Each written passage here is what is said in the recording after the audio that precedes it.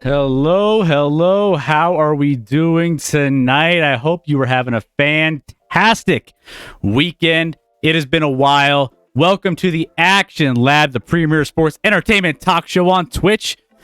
It's like chatting with your friends about sports, except it's from all over the world. There we go. Guys, we are here live with you. We've missed you. We hope you are having a fantastic everything weekend. You know, Scotty, I'm working on that. I'm working on the intro. You like that intro? I liked it. I can't even repeat it, but I liked it. Like, I know what you said, and I wouldn't deliver it as well. So we're doing this. You killed it. We're doing it. So was that scripted? Actually, I liked it. It was partly scripted. Yeah. It was almost. I know we need to do something more with our intro. So, yeah, I think that, you know, it was worth giving it some attention because we always need to do that. Yeah. So welcome in. Hope you're having a fantastic weekend. It is Sunday. We missed you from Wednesday. I'm sorry. We were off Wednesday, but I missed you guys Saturday too. So don't let Chris tell you we didn't miss you yesterday. We just don't normally talk to you on Saturdays. We're not normally streaming. But I missed you guys yesterday. It seems like longer than a week, Chris, honestly, which I guess is a good thing, right? Yep. But what's up to everyone in the chat? Reckoning. Did Reckoning say something about the title was wrong, Chris? Because I only saw you reacting with what you talking about. Which my notey on my phone was incorrect, but then when you get into here, it looks, the title for the actual show looks perfect. So I don't know if there's two different settings, Chris, or not, but the notification was from last week's for whatever reason. I updated that too. Gotcha. So there we go. Once in a while, it's just you got to make those little adjustments. But we have a big show tonight, guys. We won't have a lot of time to get to a lot of things in this show tonight because we have too much. And realistically, normally I would say we can hang out, talk about a few things, right? And obviously the chat just wants to talk about soccer, which is typical, par for the course for this stream. Yeah. Well, you got Helv and you got Reckoning and all those boys. They love talking their soccer and their lacrosse and their all the minor league sports and everything else. It's part of it, right? We got let's give a shout out to everybody while we're here. We got Football Wife, we got Reckoning, Moon Princess, Helv, Ducky, Milwaukee's. We have all of you guys rolling shorts. I'm trying to see if there's anybody else in there that you missed, but Moon. Oh, well, you said Moon. Miss you on Wednesday. Helv and all you guys. What do you guys call soccer in Canada? I'm just kidding. I think it's probably soccer. Something having to do with monkey, I would assume. Yeah. Sure, it's something like that. See, Scott, that's how we say my name. But so here we go. We're going to dive in. Since we didn't have a big show on Wednesday where we typically have another 2 divisions we're going to talk about, we are going to make sure that we give you 4 division previews tonight. And it takes us a while to get through these division previews, so we are going to just dive right in. I'm just going to do my normal spiel on how you guys can support the channel real quick because we always got to get to that. There's always ways you can help us here and help us give you the content you want. And that's through supporting the channel. So, real quick, if you're here, hit that follow button. Make sure you are making sure you're following the stream so you have all the updates of when we go live, all the notifications. You'll see all the socials in the chat right here. You'll have our subscribe to Prime. You could do that as well. If you have an Amazon Prime and you have Twitch, you can link those together and make sure that all of those little interactions give you a free subscription to any channel you want on Twitch. So make sure you're doing that. The link is in the description and in the chat. So make sure you go check that out. It helps us tremendously, and you can subscribe for free. Also, you can always send bits, and along with your favorite message, let's say you want your voice heard on this show. We'll always give you some shout outs via the chat, but we want to make sure that you guys get it heard in front of everybody. So make sure you guys send a little message along with your bits and you can hear it live on the stream. Lastly, if you miss a show, go check us out on YouTube, on all of our podcast platforms. We're on everything, Scotty. We're on Spotify, iHeart. We're on Apple, Amazon, Android. And does Android have podcasts? You have an Android phone. I don't know how that works, Chris. Yeah, we have all that stuff. If you have a podcast network that you love listening to, go check us out. If you miss a show, it is absolutely easy, and I've been updating them pretty consistently. So make sure you do that. Oh, here we go. The Eastern Conference of the CFL is already a tank conference. Trust me. There we go.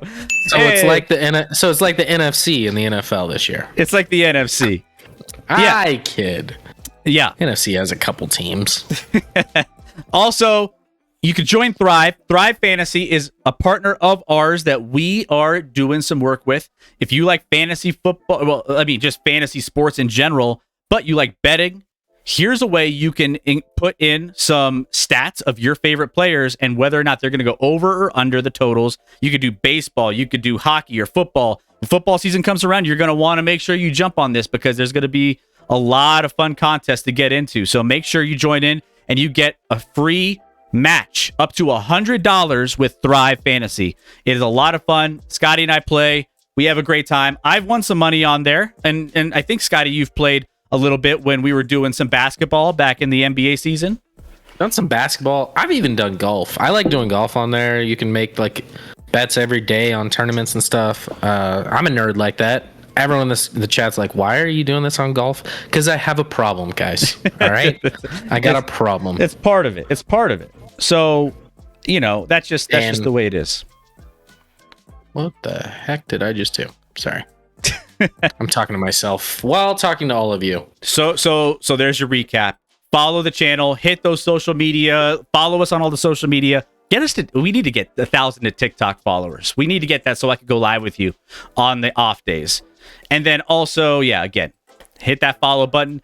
Most importantly, just chat with us.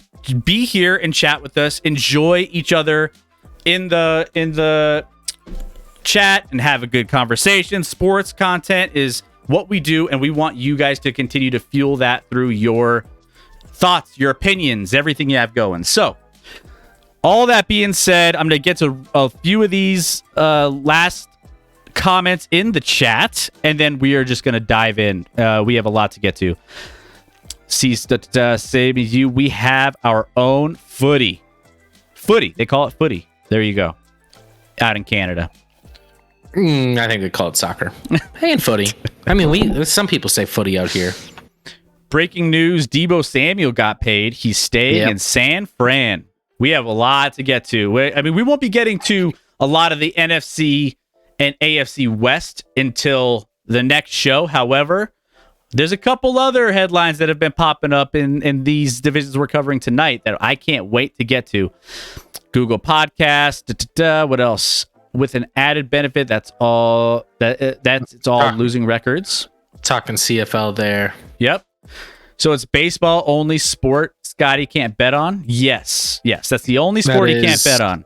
That is correct. As our general counsel says at the Rockies, I'm not allowed to bet on Little League baseball. I'm not allowed to, like, any sort of baseball I cannot touch.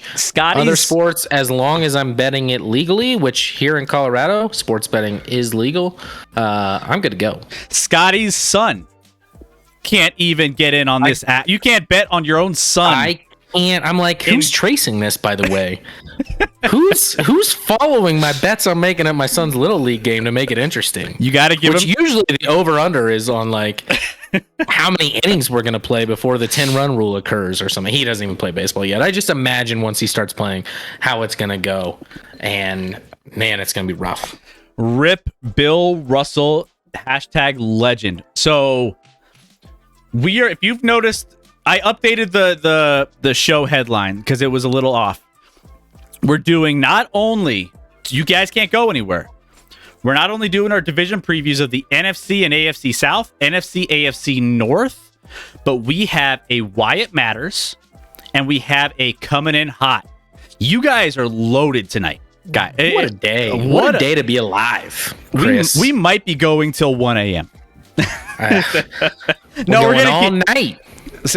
Everyone's like, oh, damn. Stay with us because I'm going to be, I texted you, Chris, and I was like, I'm more fired up for this Coming In Hot than I've been in a while for a Coming In Hot. Guys, I'm here. I'm so ready for it. Can you guys guess what his Coming In Hot is going to be on?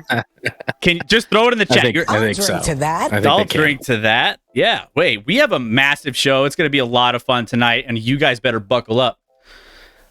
What does he say in Jurassic Park? Buckle your, or what does he say? Hold on to your asses?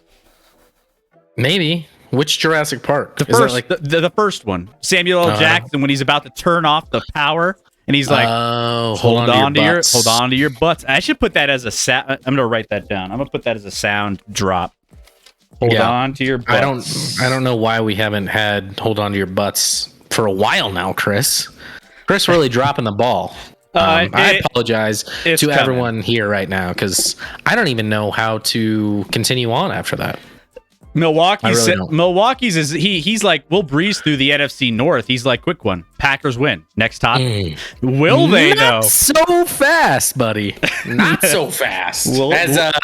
As what's his name? Lee Corso likes to say. Not so fast, my friend. I don't know. That was a really bad lead course, so I'm so sorry. I just tried to sound old, and it didn't go well. If only we had a Minnesota Vikings head to throw on, when you said that. I'm taking Lions. Don't know what you're talking Lions have good value. Oh, man, we're going to have a lot to talk about tonight. I have so much. Where's chairman of the board when we're talking about his Lions? Yeah. I mean, slaps. Oh, wait. We don't have. All right. Twitch bot. Moon. No, Twitch. Moon. We'll have a longer apology post stream. That has to be on Twit longer because it's going to be thorough. I mean, the fact that we haven't had that hold on to your butts sound is unforgivable at this point. Unforgivable. H-Town. Hey, what's going on, H-Town? First time in. Let's give H-Town a nice little welcome to the Action Lab. Give him a nice, warm... well, J.R. Smith is kind of a goodbye thing, right? I guess it's just a hi emote. Welcome in. I'm guessing Astros. What are they going to do before the trade deadline? So that's going to be interesting because there's a lot of teams that are jockeying for position at the trade deadline. The MLB trade deadline is, I think, in a day or two. No, it's like I think it's the 5th. Am I dreaming that? Oh, let me Google that. So, first of all, what do you want, H-Town? What are you looking for your boys? Because honestly, there's been a ton of rumors bouncing around. Oh, it is the 2nd. Why in my head I had the 5th, I don't know. Yeah. So we got a couple days. We got 2 days. Reckoning. Just don't steal Soto from us. It won't be a steal, Reckoning.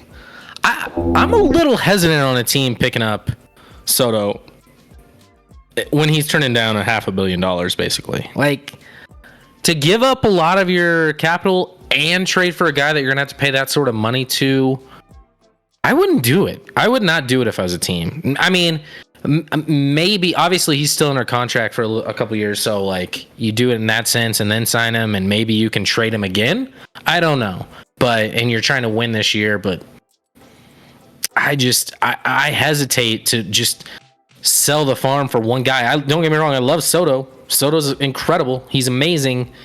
But in baseball, one guy can only do so much, in my opinion. Look at Mike Trout. And I know he's hurt and he has this back thing now, but Mike Trout has consistently been the best player in Major League Baseball, in most people's opinion, for the last almost decade, Chris. What has that got the Angels? Nothing.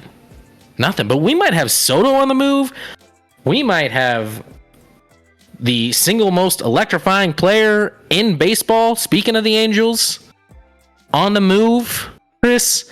The trade deadline this year could be very, very wild. The Astros just need a trash can. I'm kidding, H-Town. I mean, Houston's interested in Miami Marlins. So Cooper from the Miami Marlins, and I think, the catcher is a cat. You guys need catcher, right? Maybe some trade deadline moves for maybe a catcher or something. But outside, what are you looking for, really? I'm curious to see your standpoint on it. But we're going to be talking about the Houston Texans. If you're a Texans fan, obviously that'll be a fun one to talk about, the AFC South. So, and hopefully we get old boy Moab in here to talk about his boys, right? So, with that being said, let's dive in. We have a lot to get to, so without further ado, let's get into our division preview. We're hitting it right off the bat. Let's go AFC South. What's up, Cuban? How we doing? Maybe they'll trade Soto and $50 million for a bunch of scraps.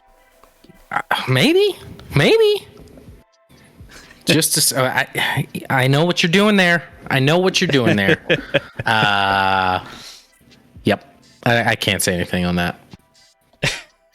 You're just going to leave that one alone. Born and raised Houston. You can bury me in the yeah. Okay. All right. Love All it. right. Well, good thing we're starting off with your AFC South and obviously the Houston Texans, front runners in this division, Chris. I kid. H-Town should probably just realize that I'm just an asshole. You're gonna have a lot of fun here, H-Town. It's gonna be great. Broncos, welcome in. Good evening. Then also, what else do we got? Also, Chris already knows about this. I'm just gonna say it. I'm working on a special gift for Scotty and Chris. What? Oh, Moon. That's amazing. Is it, Chris, is it weird that, like, I saw her put that in our Discord stream looking for the logo, and I was like, Chris has already responded. DM or something. I was like, there's no way. I was about to put it in, and I'm like, Chris already responded. I'm sure he did. Oh, yeah. I'm sure he did. We've discussed it. So. Okay. So it's only a surprise for me? I'll touch base. Or do you know what it is? I do. So we'll touch base on it after this, and we'll have some fun, kind of breaking that out on what the surprise is. So, yeah, thank you, Moon Princess. That's very thoughtful. That's incredible. Very, very thoughtful. So, all right. So here we go, Scotty. Where do you want to start here? AFC South. Let's give H-Town a little more love. Let's start with his Texans. Houston Texans. All right, take it away. And what do you like about the Texans this year? Now, Texans, let's see what we got at quarterback situation, right? So, I think you had some flashes last season, but what do we got? What do you think? We did our quarterback ranks a little bit ago. If you missed those, go check those out and make sure that you catch up on where we think some of these quarterbacks are coming into the season. But you can catch that on YouTube mainly. Go catch that on YouTube. But what do you got for the Houston Texans, Scotty? Yeah. Real quick, Chris, H-Town Finest did say he's known Kyle King since high school. So boom. We know Kyle King. Chris hung out with him in Vegas for the draft and stuff. So Kyle King seems like a good dude. I haven't hung out with him personally, but you have, Chris. So I have. He's fantastic, dude. Love Kyle King. He's a great friend of the show. We always give shout outs to Kyle. Make sure you guys, by the way, go give Kyle a shout if you haven't already. So. All right. Now's where the love might stop, H-Town. And you know this. I mean, the Texans, listen, the Texans are years away again from being competitive, right? I mean, you're right when you describe Davis Mills. He showed flashes. The last 5 games of the season last year, they won a couple of them. He played well, especially like in the game. You remember how it went off on the Chargers for losing to the Texans? I don't know if you remember that, Chris, but I went off on a stream.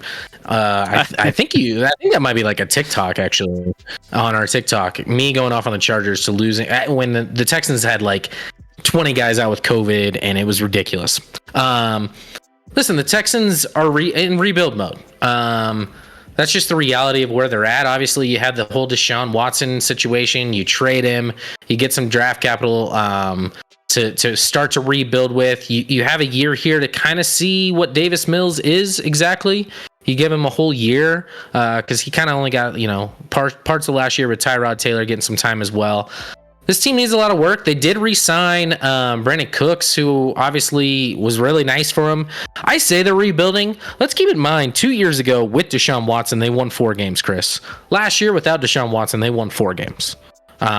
So let that marinate for whatever it's worth. They re-signed Brandon Cooks. They do add Jerry Hughes on the defensive side of the ball, but not a ton to speak of as far as additions and stuff. This is a team kind of in transition, trying to figure out what they are and building for the future. So I don't think we have to talk about them much. Obviously, I don't think they're a team that's going to be in any sort of contention this year, Chris. And I expect them, frankly, to finish, well, 3rd or 4th, depending on what Jacksonville decides to do. But I predict them to finish at the bottom of the AFC South this year.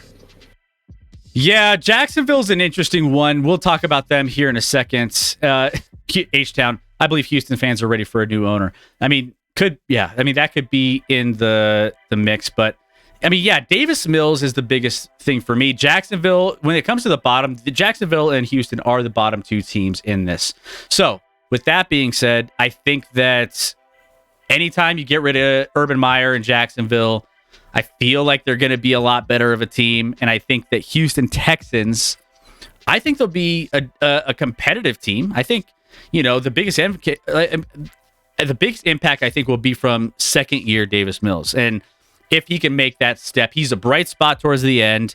I just think lack of top tier talent is a big.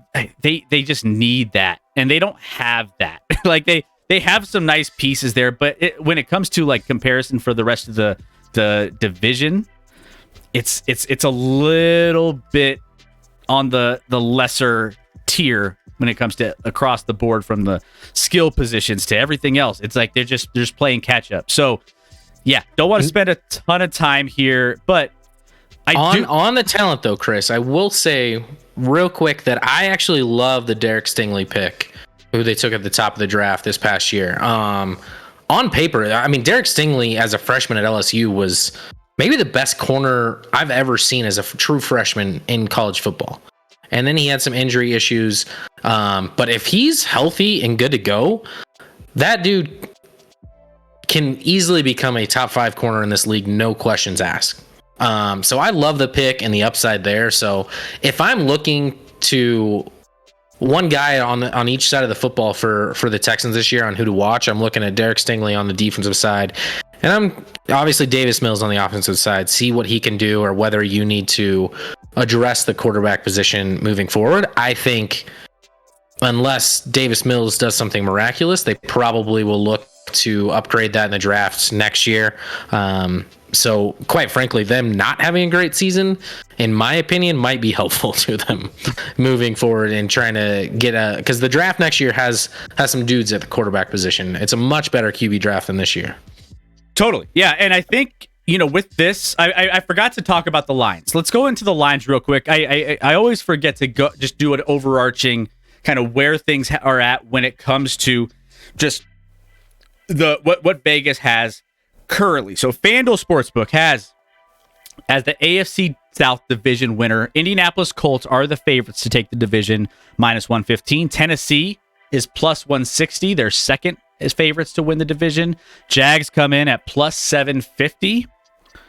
And then you got Houston Texans at +2,500. So they are distant fourth on this list. And pretty much that's where we have them slotted here. So we are in agreement here that there's a lot of talent on these other teams. I mean, we'll dive into those here in a second. So, hey, if you guys like value, I mean, Tennessee and Jacksonville have some nice little odds there. I mean, take a flyer on them. But Colts are the favorites to win the division. H-Town, can't wait to see what Matt Ryan does for the Colts. I think it'll be a good game when they play the Titans. Absolutely, I think that'll be. I want to see what the Colts really have. We're going to dive into. Should we dive into the Colts now, or do you want to hit Jacksonville or Tennessee? We can go at whatever order you. Who do you want to talk about, Chris? I picked the Texans. You pick next. Let's talk about the favorites, I guess. Let's talk about the favorites here, and let's talk about the Indianapolis Colts. So the Indianapolis Colts obviously adding Matt Ryan to an already nice setup when they have their offensive line all taken care of there. I mean, it's a nice little spot for them to, keep him upright and make sure that he has time to throw the ball. He's got nice weapons out there, and Indianapolis Colts have a nice little defense. They have a great running game. So there's a lot to love when you're stepping in from an Atlanta Falcons team that had a lot of issues across the board when it came to some of those pieces that he used to play with, and then they kind of disappeared on him due to cap reasons and various issues with how the Falcons have kind of developed talent over the last few years. But, a lot of people jetting out of there, and Matt Ryan was this was the perfect time for him to get out and get into the Indianapolis Colts organization. Their over-under, I believe, projection is 9.5 this season. Scotty, do you think they get there? I do. I'm pretty high on the Colts. I know they had an epic collapse last year at the end of the season, and you can blame that. Obviously, a lot of the blame externally in the media goes on Carson Wentz, and I agree with that pretty to a large extent, but there were other guys that didn't show up. When I look at the Colts, you add Matt Ryan, and I'm not saying this lightly. Matt Ryan potentially has gone from the worst offensive line in the league with the Falcons to potentially the best offensive line in the league with the Colts. We'll see. The Colts at left tackle, I'm a little nervous about how they handled that. They had Eric Fisher last year, the Chief, didn't bring him back, so there's some question marks there. But Quentin Nelson's likely the best guard in the league. You have a lot of good players on that offensive line. You have Jonathan Taylor in the run game, obviously led the league in rushing last year, as a monster in the run game. I do worry about, that you got Pittman on the outside, but beyond that, it's a little light. They drafted, who's that guy from Cincinnati they drafted in the second round this year? I'm drawing a blank on his name. To add to that wide receiver core. So the weapons are a little lacking for me, but I like the coach. I like the GM. He actually was a Chiefs guy, so maybe I'm biased in that. You add Ngakoue and Stephon Gilmore on defense to this defense that was already big pickups. Pretty damn good last year. I don't disagree with them being the front runner, and 9.5. That might be one of my favorite bets of the year, is taking the over on the Colts. I think the Wentz effect allows them to get some wins. I've heard people locally on the radio here in Denver predict them to get 13, 14 wins, and I'm like, I'm not on that train. Not that. I'm not there, but I don't know. I mean, I think like 9 seems like their absolute floor. So at 9.5, I could see them winning 10, 11, best case scenario 12 games, and I like their over there, and I like them to win this division. Yeah, no, I think all those pieces, they got better. By the way, they have Philip Lindsay on their third string running back, a boy out here he was in Houston. Denver was where he was most known, but they have a nice Michael Pittman Jr. back in or on the wide receiver core. Nice piece there. There could be some fantasy value in some of these wide receivers too. I could see him having a nice year. But yeah, overall, I think this team is slated to win a lot of games this year. Money Magic, welcome in. What's up, Money Magic? Tighten up. They picked the Colts to win the division every year, and they haven't won since 2014. It's funny AF. It reminds me a lot of what we hear about the Chargers for us, Scotty. Chargers in the AFC West for us. Yep. Yeah. And here we are both picking the Colts. And so here we are. maybe we're suckers. We're drinking Chris. the Kool-Aid, man. We're drinking the Kool-Aid too, Money Magic. We have fallen for it. It's a trap every year. It's a trap. Y'all doing a fantasy football league, says Clep. Welcome in, Clept. By the way, Clept, we're going with a different store eventually. We still have the store in place. I'm going to get you your hat. But y'all doing a fantasy football league. We are doing one, and we are going to make all of those fantasy football league, the Pick'em League, the Survivor League, those are all going to be announced very, very soon. So make sure you guys are joining us and following all our social platforms and Discord. They will all be in there. Is Taylor the first pick for you in fantasy football, says Broncos? I think it's strong to pick that. I mean, we're going to dive into fantasy football analysis very, very soon. Once we're done with this division preview, probably, right, Chris? Yes. And I've thought about my strategy, typically taking running backs first, because they're not that many of them. I have maybe some surprising changes in how I draft moving forward. So that's just maybe kind of a cliffhanger for you when you're asking that Jonathan Taylor question there. So just throwing that out there. Clep, the store is still up. The store. Are you hinting at Cooper Kupp 1 overall? I mean, maybe. All right. No, I'm not. I don't know. No, the store is still in place, Clep. We still have the store. If you want to join in, it's ! Store or stores in the so go check out our merchandise. But we're just trying to upgrade to a new store eventually. It's not happening yet, but if you want your Action Lab merch, make sure you go check us out in the store. I think it's there we go. There it is. There we go. There's their headquarters for all of our merch as of right now. They've been taking products off for us, so we got to make sure that gets fixed. Alec Pierce, wide receiver from University of Cincy, says Football Wife. Football, I knew referencing the Cincy, she'd take care of me. So thank you, football wife. Alec Pierce is who I'm talking about. The only highlight I've seen of Alec Pierce in training camp was actually Stephon Gilmore locking him down in coverage and breaking up a pass. So not that I've followed them that closely, but I worry about Alex Pierce if he's your number 2 as a rookie in this offense. That's why I'm concerned about the depth weapons that Matt Ryan has to throw to, but you have an elite offensive line, elite running back.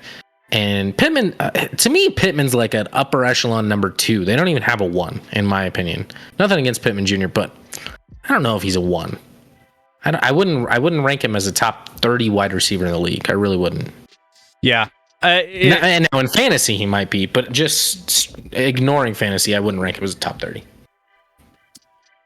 Next up, let's talk about the Jacksonville Jaguars. Their over-under win total right now set over under 6.5 wins, and that's plus 115 money on that. So there's going to be a little bit of value if you think that the Jacksonville Jaguars, who have a decent team going into this season, the biggest addition is the addition by subtraction with Urban Meyer. In my opinion, there's a lot to get from being out from under a toxic coach that you just don't believe in and you just can't get behind. So Trevor Lawrence, hey, this is your time to shine, because they got Travis Etienne coming back off that injury, Scotty. That's a huge pickup. If he could be as good as everyone thought he was going to be coming out of college, that was just a devastating injury last season. And it was just like heartbreaking to see a guy of that caliber go down that early in his NFL career, especially before his first season. But you had you got the best receiver in the entire NFL, Christian Kirk. I was worried that you weren't going to mention the single greatest signing in the history of the NFL this offseason, Chris, with Christian Kirk. I'm glad you mentioned him. Christian Kirk getting paid all the big bucks because he is Mr. Big Time. He is their wide receiver 1, and let's just say he has he has to perform to make sure he makes that money back. Marvin Jones is on the other side of him there. Evan Ingram, nice little pickup at tight end, I think, for Trevor Lawrence to have him as a nice little safety blanket. But he's not a safety blanket. He literally drops every pass. He does drop a little bit. He does. He can be a nightmare when it comes to that. But there's a lot to like. The defense isn't that awful. I think that they have some nice little highlights where they can really have some nice defensive presences when it comes to their secondary. They have Shaq Griffin ended up getting on board with these guys as well. Scotty, what do you love about these Jacksonville Jaguars, and what might you not like so much? Listen, it all comes down to me to Trevor Lawrence. Trevor Lawrence was the second coming, right? Like, he was the most hyped prospect at the QB position since Andrew Luck, since John Elway, whatever you want to say. Like, he had everything. Now, he got a free pass his rookie year. He didn't play that great, but he got a free pass, and he has Urban Meyer to thank for that. Urban Meyer took all the heat. Not saying he shouldn't. Urban Meyer was an absolute disaster and was a garbage head football coach. So moving on from him, now Trevor Lawrence, you have a coach coming in Peterson that's won a Super Bowl with the Eagles. He, at least somewhat has to know what he's doing, right, in order to win a Super Bowl. So there's a lot of pressure on him. You have weapon, like, first of all, they're running back with Robinson, who shockingly wasn't on the pup to start training camp. I still don't think he's healthy, and you got Travis Etienne, who Chris, I love Travis Etienne and his game-breaking ability. Once he makes it to the second level, he can take it to the house all day, every day. I think he's arguably, like, he reminds me a ton of Jamal Charles as a Chiefs fan. If he can make it to that second level, he gone, Chris. He gone. So, and then you have Christian Kirk on the offense. So along with Evan, I like to drop the ball. Ingram, talked about Marvin Jones. What's weird is they basically brought on Kirk and lost DJ Chark, and I'm like, that's kind of like outside of you're paying Kirk a lot more than Chark got, it's kind of just like a negligible move to me. But if ETN can provide stuff, they re-signed Cam Robinson, they added Brandon Scherf. at guard, who's an elite guard. So they're shoring at that offensive line. There's no excuses this year for Lawrence. I'm not saying he has to ball out, but he's got to be good. He needs to be good, and I think he can be. This defense is still a work in progress. This defense is not going to be good. They drafted Trayvon Walker and Devin Lloyd, so they're trying to fill in some gaps. But Trayvon Walker, to me, they drafted a guy at 1 that's like a project. They drafted a project at number 1, which in basketball, fine, but in the NFL, I hated to pick Chris. That's why I'm hating on it. But I don't think Trayvon Walker is going to do a ton in his rookie year. I really don't. I know the elite athletic profile that he provides. Sure, but he didn't do that at Georgia. So and people say he wasn't asked to do that. Are the Georgia coaches that just won a national championship that dumb that they told a guy who's better than anyone else at doing something not to do it? No. So I think he's a work in progress. I don't think he has any pass rushing moves. It's going to be a little bit before Trayvon Walker. People at the end of this year are going to call him a bust, and I'll be like, hold on. I didn't like the pick, but I'll wait to call him a bust because after this year, everyone's going to call him a bust. Yeah, I mean, this is pretty much falling into the same category as like a middling roster with lacking superstar talent. Again, just a lot of what do we got kind of situations. But I mean, when it comes to some of the over under with that 6.5, they do have the 12th easiest schedule in terms of opponent win total projections and the 7th easiest when looking at their opponent's combined win percentage from 2021. So, if you're making a bet on this one, I mean, they might be able to get to 7 wins. They might, but it's just, is there anything more not entertaining than betting a win total on the Jacksonville Jaguars? There was someone at work who like 2 weeks ago was like, I love the over on Jacksonville this year. And I'm like, I maybe it's a mental thing, but I can't bet the over on Jacksonville. I just can't. You can't have fun betting the over. And then he came to me though today, Chris, and he's like, now I'm worried. Did you hear that they cut their they don't have a kicker. They cut their kicker in camp. And I'm like, that's the one thing they need Urban Meyer for. Urban Meyer knows how to lock kickers in. He will literally kick your ass if you're not a good kicker. And that's what they miss from Urban Meyer right now. Yep. Roger. You're right on that. Always been a Ryan Tannehill fan. I'm an Aggie for life. He was a wide receiver before he made the transition to quarterback in college as H-Town. Yeah, absolutely. Tannehill... Which is weird to picture now, because Ryan Tannehill now, if you saw him, you couldn't dream of him being a wide receiver at any point. Which isn't a shot at him at all. He just looks like a quarterback. I couldn't picture it, but yeah, it's I want to go back and see some of the highlights of him as a receiver. Like maybe I'll go back and do that after this show. I know some diehard Aggies, H10. I think Trevor has to prove himself this year as a elite quarterback. Yeah, no, he has, like we mentioned, no excuses. Like where they've tried to put some, what you have going into this season for sure. With the roster you put in place, it's not meant to fail. Like if you finish behind the Texans, then we're having some conversations about whether or not that's something that we need to take a look at moving forward. But it's too early to pull the plug on a guy like that. I mean, you got to see what you have. Placing a bet on Lawrence as the MVP this year, says Broncos. Well, I mean, is that a long shot? Of course.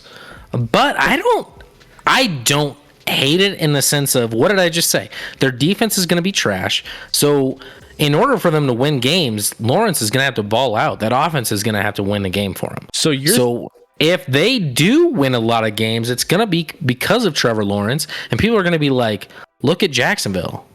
I'm just saying.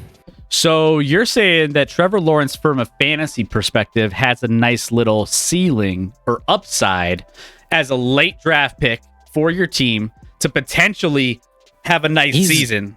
He's going to be throwing the ball a lot due to the fact that they're going to have to keep up because their defense doesn't have a lot of dudes. Which is a big that's a big deal for fantasy football numbers, right? I mean, yeah. So there you go. And he has some running potential, so he can do a little bit of both. Klept. Scotty is like McFly from Back from the Future. LOL. I get that. I've never got that from someone before, but now that you say it, it kind of makes sense. Why does Bill Schmidt like the Jags? Says Cuban. I don't know. Cuban. I can't talk. I cannot talk about that. All right, let's shift to your Tennessee Titans. For all you Titans fans out there, can't wait till Bama and A&M game this year after the Aggies were able to secure that W last season. That big dub. I mean, and obviously the press conference rivalry that occurred this offseason between Jimbo and Nick it's going to be absolutely must-see TV. Oh, absolutely. Guys, hit that follow button if you have not already. We have one more team to cover here, and that's the Tennessee Titans. But if you're enjoying the content, make sure you are following the channel. It means a lot to us to have you as a part of our Action Lab Rap family. I'm assuming Scotty's friend is the GM, says Cuban. I have a lot of friends, Cuban. At least 7. He's got a handful. Yeah. Yep. Let's dive into the final team on the AFC South. And again, we're hitting these rapid fire because we have a lot to get to tonight. So, Tennessee Titans. Now, Tennessee Titans made a little bit of a splash going after Malik Willis. Now, looming in the background, had that little kind of like thing that popped up with Tannehill talking about how he's not going to mentor Willis, this and that. We talked about that on the show a while back. But, even with that, Tannehill has produced in the regular season. He did it last year. He can do it again. I mean, he's got Derrick Henry coming back. I mean, Derrick Henry missed a ton of time. Obviously, he has Robert Woods, Treylon Burks. He's got a couple, decent receivers to get the ball out to as well. So, the biggest question I think is Derrick Henry and kind of what his role in all this is going to be because, there are only a handful, Scotty, of just pure number one workhorse running backs in the NFL. There's not that many of them. And is Derrick Henry going to be able to keep that workload going after an injury season, come back and be able to get things rolling again? Obviously, you got to keep pace in this NFL. You got to make sure you're throwing the ball quite a bit. But, he can be a force if they can keep him rolling. Austin Hooper, tight end. He's going to be, being out there, trying to make things happen from that perspective. You almost might as well have said he's going to exist. He's going on the field. He'll be there. I don't know. That's not a shot at Austin Hooper. He's just kind of just a dude, right? He's just kind of a jag. Yeah. He's not awful, but he's not great. He's like middle of the road. He's mid. Jag. Yeah. So mid. I'm trying to use the word mid more, Chris, and I should have used it there. Klepp, Titans are going to struggle throwing the ball this year, I feel like. And there could be a little bit of that. But, Scotty, what do you think about Tennessee Titans? Right now, I believe their over-under on their win total is 9.5. 9.5, and that's plus 115. Which is interesting because that's what the Colts were. But real quick, remind me the division odds between the Colts and Titans because I know the Colts were the favorite. Can you pull that up real quick, Colts Chris? Is minus 115 to win the division. Okay. Yep. Tennessee is plus 160. So that's a pretty large discrepancy on two teams that have the same win total. Now, the odds are different in their win total as well. I get that. Listen, I'm probably about to be disrespectful as well, but does everyone forget that the Tennessee Titans were, in fact, the number 1 seed in the AFC last year? I think they do. I think this is, by and large, the most disrespected number 1 seed coming into the next year. Thank you for the follow. Kale? What's Kale up, 13, Kale 13? Welcome, man. Where are you from and who's your team? Like to get to know you a little bit. So this is a team that was the number 1 team in the AFC head of the postseason. Lost a very close game, really, against the Bengals in that first playoff game they had where they threw a pick late that allowed the Bengals to kick a field goal to win. Otherwise, worst case scenario, they were really looking at overtime there. Could have gone either way. Obviously, a Bengals team that made it to the Super Bowl. So, and that was like Derrick Henry kind of coming back after missing the second half of the year. Obviously, you have the A.J. Brown trade. That's a huge, Chris, I'm in love with A.J. Brown. I've said it time and time again on this show.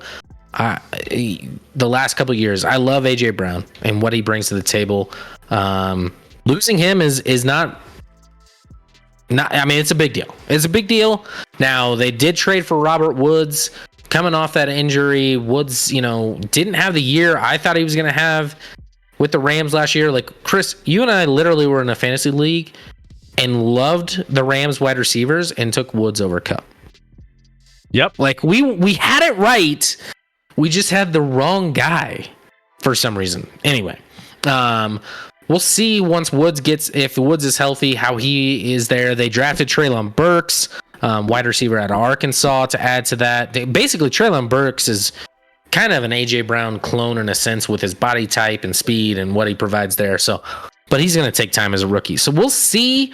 But otherwise, their roster's pretty much the same. They didn't add a lot of pieces, didn't lose a lot of huge pieces. So I think everyone's just kind of, they lost Julio Jones as well, but Julio was healthy once every 5 months. So everyone's hyping the Julio Jones signing, which we have happened this week when we were off the air, but Julio Jones is like hamstring is going to fall apart in week 5. So I don't know why we're worried about that. Yeah, we were talking a little bit about Julio. Is he really Julio? I was on Rex's show earlier, and he would talk about Julio a little bit. Okay. Hey, Trevor Rice, welcome in. First time chatter. Welcome. Hope you're having a fantastic just time watching the show. Guys, give him a nice warm welcome. He says, after the interceptions in their playoff loss, the most pressure is on Tannehill. Backlash was receiving after that game had fans hoping Aaron Rodgers would go to Nashville. Now, Tannehill doesn't have A.J. Brown, so they'll need others realistically, you're right. There's a lot of pressure on Tannehill. And I think the biggest thing was, the scary part is even with the number 1 seed, it was hard for people to even pick them to come out of the AFC. There was other people right? Hey, Trevor, let's go. Let's go. Thank you for that, Trevor. Shaq shimmy right there. Love to see Shaq in his birthday cap. By the way, where are you from and who your team? We like to get to know you a little bit. We like to get all of you guys to on a regular first name, first team basis. G-Girl, what's up? Hey, Reckoning, can we give G-Girl a shout out? G-Girl is a fantastic streamer. If you haven't met her or seen her stream already, she is fantastic. Give her some love. She absolutely crushes sports content. She's, NBA, NFL. You won't regret jumping in her channel and checking out what she has to say about sports. So make sure you go do that when you can, when you have an opportunity. So, absolutely. She kills it. Check out her stream if you guys have a chance. She's awesome. As we get into this, listen, Tannehill definitely has pressure. They obviously drafted Willis, and then Tannehill had a weird response to, whether he had to mentor him. You can disagree or agree with what he had to say there, but why say it in the first place is my argument. But the pressure is limited. Like no one's expecting Tannehill to go out and just ball this year, right? He just needs to Tannehill needs to be a game manager. I know that word is just hated on in football, but literally that's what Tannehill needs to do. Be a game manager. Don't lose the game. Make some plays. I think we ranked him in our QB rankings. I know he was right around the middle of the pack. I don't remember exactly where he was, but he was right around 15, 16, 17, somewhere in that range. And that's kind of who he is. So if he can get and consistently play closer to 10, that team's going to be legit. And Vrabel's an amazing coach. Love Mike Vrabel and what he brings and how good of a job he's done as a rookie head coach in this league the last few years in Tennessee. He's legit. He'll be one of the best coaches in the NFL very, very soon. He's up there in the top echelon of the coaches right now. Realistically. All right. So I live in Trevor, I live in Western Kentucky. Radio station group I work for is the Titans affiliates. Nice. All right. I love it. Right. So we got nice representation talking Titans. So, hey, let us know what you guys are feeling out there, what you're hearing. Love to hear like a lot of more of that perspective, especially, we have people popping in from all over the country. We love those feet on the ground and like all the insights from various camps and various team fan bases. So, live in Eastern Iowa, says Kale. Vikings fan. We have a lot of nice things to say about the Vikings. I know Milwaukee may not, but we have some nice things to say about your boys. We'll get to that here in a little bit. Chairman of the board, you missed out that Scotty was saying some nice things about the Lions, so there you go. Yeah, he's like driving, but I thought I saw the chairman spotlight in the sky. You did. We did mention your name earlier, so we're getting into the Lions soon. Well, sort of on this stream at least.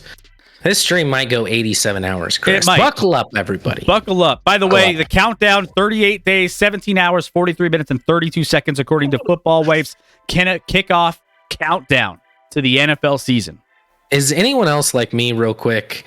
Now that training camp's going, I'm like, oh, man, it feels so real, and we're so close, Chris, and I'm so here for it. Yep. Like, training camp might be arguably the best time of year in football because everybody's happy. Every football fan, their team looks better than they ever had. Their team is healthier. Their team has these new players they're excited about. Every football fan in the NFL right now in training camp is happy. They're happy. You're starting from the ground level. Good news. Everybody. I live in Denver, and I for the last 6 years they've been trash. But I listen to their radio stations just hype the training camps, and I'm like, okay. You're listening to the wrong radio station. That's true. I listen to a different one now, but for a while I was. That's true, Chris. But everyone is at 0-0. Even the Texans, even the Vikings, the Titans, everybody is 0-0, and everyone has high hopes for this season coming up.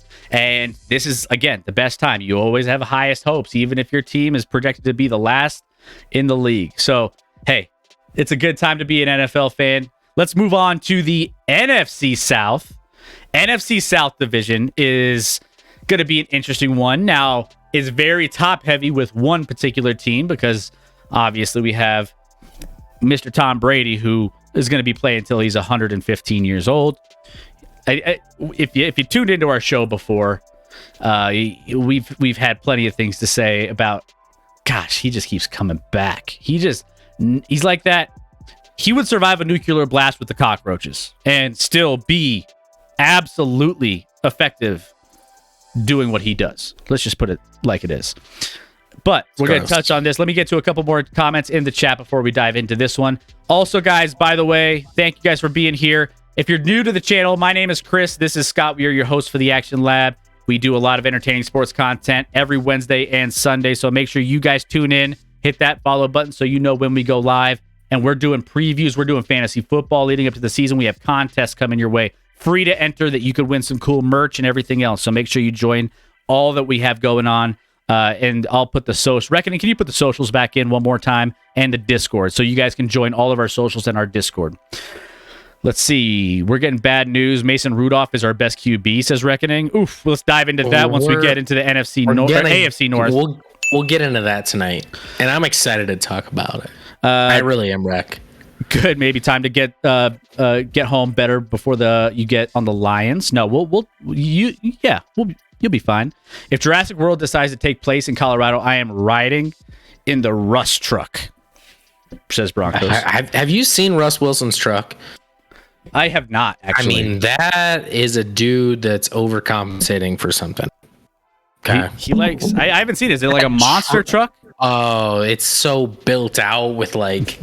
It's so ridiculous because he's literally never taken this thing off road. I guarantee you, and it's so built for off road, Chris.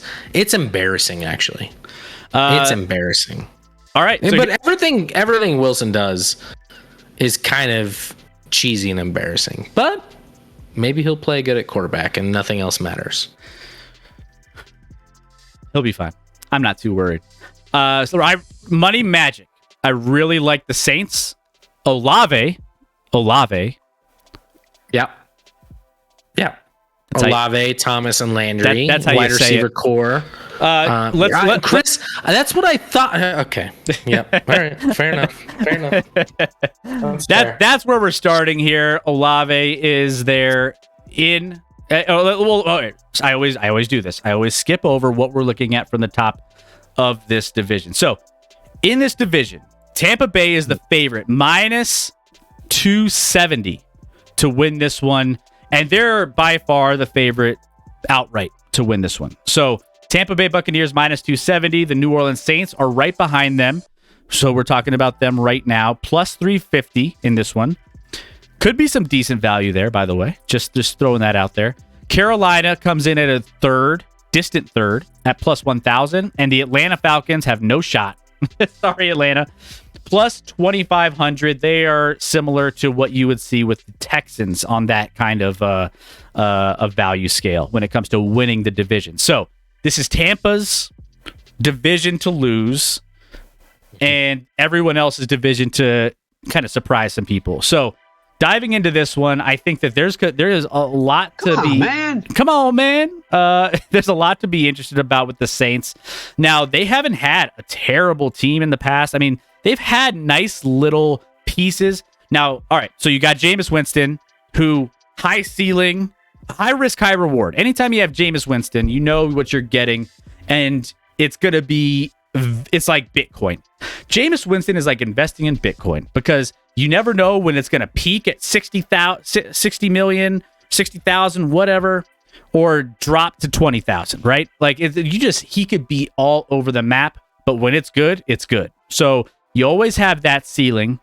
Alvin Kamara is a big one. He's going to be missing most likely the first part of the season, if not a lot more, based off of some of the altercations that he got into off the off season with some legal issues. Not a great situation for them. And they have Mark Ingram, old man Mark Ingram, journeyman behind him there. So, whatever they can get out of him, I guess. Michael Thomas, Landry, Olave are all going to be in there. Outside of that, I mean, Ryan Ramczyk, right tackle, he's fine. He's going to be okay there trying to protect Jameis Winston. But there's been a lot of injuries with a lot of these. Michael Thomas, injury. Jameis Winston, injuries. Alvin Kamara, missing time. And then you got some young kids. Jarvis Landry, he's had some injury issues. I think there's a lot of depth issues here for the offense that you just can't. That's my worry for this Saints team, is staying healthy, because they have had a lot of issues with that in the past. So you mentioned this Honey Badger coming back to New Orleans. Yes. You still got Cameron Jordan on that defensive line as well. So Scotty, what do you think here? Marshawn Lattimore is actually in the back as well. I mean, what do you like about these New Orleans Saints? What is super weird, I think a lot of people in the media are kind of high on the Saints. In general, you got some pieces returning and a team that won probably more games than they should have last year. But maybe that was due to the coaching staff, which, by the way, Sean Payton was the head coach. Here's what's weird to me. No one talks about everyone loves Sean Payton. They say that he's an elite head coach. He leaves the Saints. They hire their defensive coordinator, Dennis Allen, to take over. And no one's talking about that. Like, that's not a big deal. Like, you're losing one of the best coaches and an offensive mind coach in Peyton and moving to Dennis Allen. I'm not saying Dennis Allen can't be a good coach, but we don't know as a head coach. And he's a defensive minded guy. They added Matthew and Marcus May at safety. And Dan the Man Sorensen, by the way. They also added Daniel Sorensen, which is hilarious.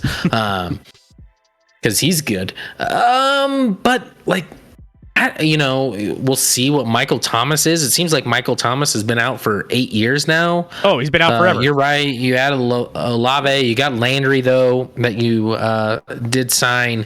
But Landry, like, Cleveland was very willing to trade for Amari Cooper and move on from Landry. So I don't know what that's about. I don't know how. I'm so confused by this team and conflicted. Is this a team that's going to compete for anything as far as the Super Bowl? Of course not. Can they compete for a playoff spot? Maybe. I kind of like when you went over the odds, Chris, and we'll get into all these teams, and it's not to say I love this team, but the odds you put on Carolina, if I was to bet a team to win the division in this division, it'd be Carolina just on the odds you put. What was that? Like plus 1,000. Okay. 10-1? 10-1 on Carolina. If Tom Brady gets hurt, Carolina might move to the favorite. I'm just saying. And Tom Brady's 87 years old, as we addressed in our quarterback rankings. So there's some concern that at 87, you could hurt yourself. Dennis Allen was horrible on the Raiders. Yeah.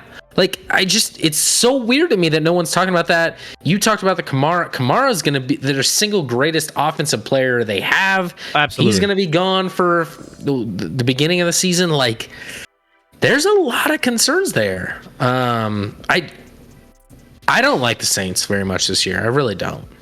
I mean, they lost Ty Montgomery, Trevor Siemian. They lost to the Bears, who, they did have that quarterback. They lost Trevor Siemian? Trevor Siemian's gone. Sorry, guys. Breaking news. It's over, guys. Wrap it up, Saints. This season's done. But yeah, I think there's a lot of questions with the Saints for me that I don't know what I'm getting on the field. It terrifies me in fantasy football to draft any Saints at all. Maybe outside. Well, even you take away Kamara, and even I think Jameis Winston loses some value. And I just think that for sure, it's hard for me to have that ceiling for Jameis Winston anymore. So and the wide receivers are a weird fit because Jameis likes to throw the ball down the field, and that's not who Michael Thomas and Jarvis Landry are. That's not. They're more underneath. Get the ball, try and get some yak. Money Magic Taysom Hill. Oh my goodness. Don't get me started on Taysom Hill. That dude. Oh my gosh. The Saints paying Taysom Hill is continually shocking at all times, Chris. It's the money they're paying Taysom Hill. Their GM should be fired on that account alone. Dennis Allen was horrible with on the Raiders. Saints are a good team for Madden. LOL. Cuban Benny, Tom Brady was the most famous person at his high school reunion, other than Moses. He is old. Yeah, it's true. Moses was. And it was close. Tom Brady, Moses went back and forth on who was more popular and famous, but Moses eked it out. Andy Dalton, though. All right, so they got the Genge. Congratulations, Chris. Real quick, I am going to. First, kick us off code yellow. Yes, spam code yellow in the chat, guys. Anytime one of us gets up and has to take care of business, we spam code yellow. Keep that rolling in the chat. So there you have it. By the way, let's go ahead. Scotty just mentioned the Carolina Panthers. I think that's a great transition into the next team on our list. That is a very interesting team. Actually, wait. Before we do that, let me just double check the Saints. The win total for the Saints is over 8.5. Guys, do you like over 8.5 for the Saints? Now they're plus 105 to hit that over. 8.5 wins. I'm still struggling to get there. It's a scary bet for me, knowing it's the same bet as an argument as I have with anything on fantasy football for them. I just can't get there. I can't figure out a way to just gamble with my money to think everyone's going to be healthy and they're going to be able to keep the production going without their number one offensive weapon, Alvin Kamara. It's hard for me to get that over 8.5, which is why I think this is even money. Saints have a 6 defense, so they do. They have a decent defense. They can't. The Saints can beat the Bucks every year. They beat the Tampa Bay Buccaneers every year, so there is that. You can't argue with that. So over under 8.5. I'm gonna leave it alone. If I had a lean on it, I might pick the under, man. I might pick the under, knowing they're gonna have some struggles. But overall, I think they'll be. Yeah. Let's see. I got echo. Hold on. I don't know where that's coming from. Let me fix my audio or something. Was it echoing the whole time, Reckoning? Have I been echoing for a while? So I was talking about the over/under 8.5 for New Orleans. On the Saints? Yeah. I take the under, Chris. I mean, I wouldn't, but it's probably not one of my top bets, but if I had to make a bet on that, I'd take the under. Got it. Yeah, I would. That's what I said a little bit ago too. Just there's too We're much always on the same page, Chris. Too much uncertainty for me. But Carolina's popping in here next. You mentioned Carolina a little bit. Over under 6.5 is plus 105, and I don't hate the over on that one. Now here's the big thing with the Carolina Panthers. You got nice little additions, right? You got a little guy to call it Baker Mayfield coming in. And let's just say, we've talked about this a lot. He could be the best quarterback in that division. Let's say there's injuries to Tampa Bay. Tom Brady catches up with him, his age. Man, all of a sudden, this is Baker Mayfield's division to lose, realistically, right? I mean, they have a huge opportunity. So obviously Christian McCaffrey is a big question. Everyone's kind of like terrified. He's like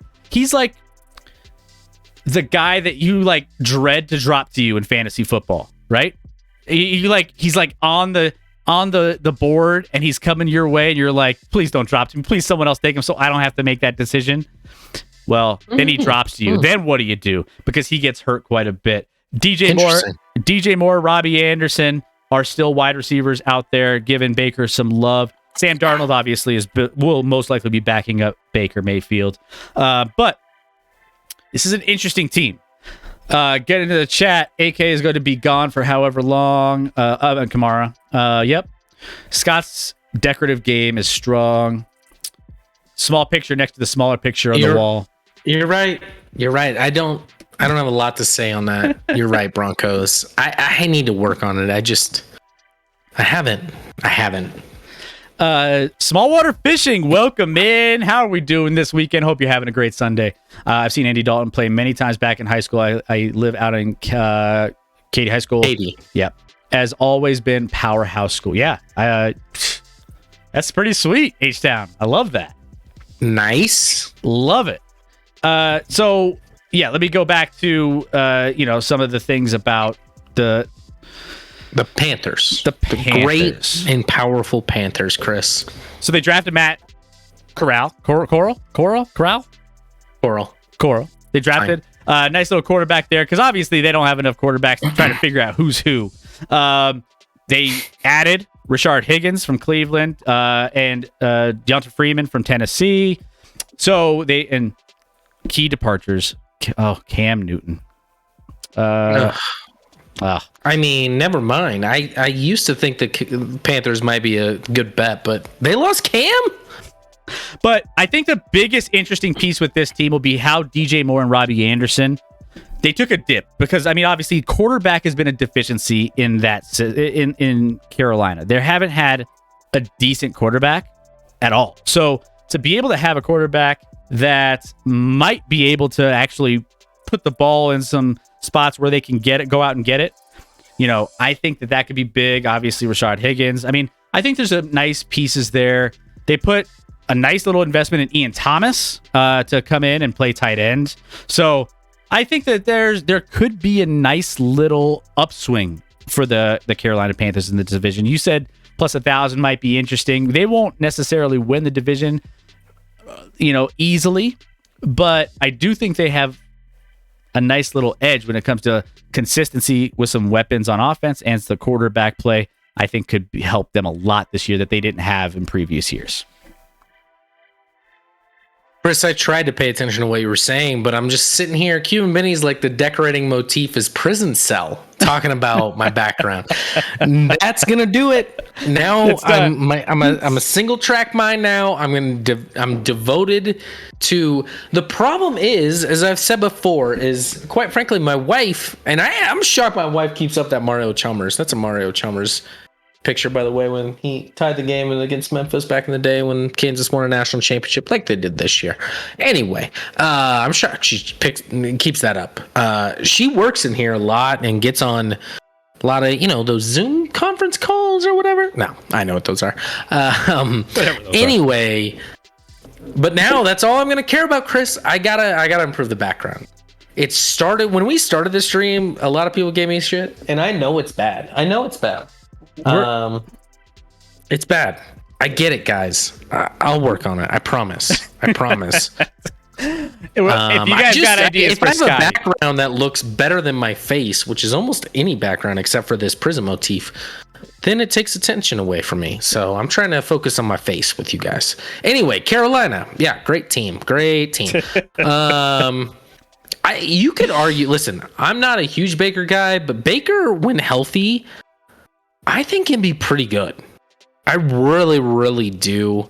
Oh, yeah, football wife. Robbie Anderson changed his name to Robbie. Did you say that, Chris? I did.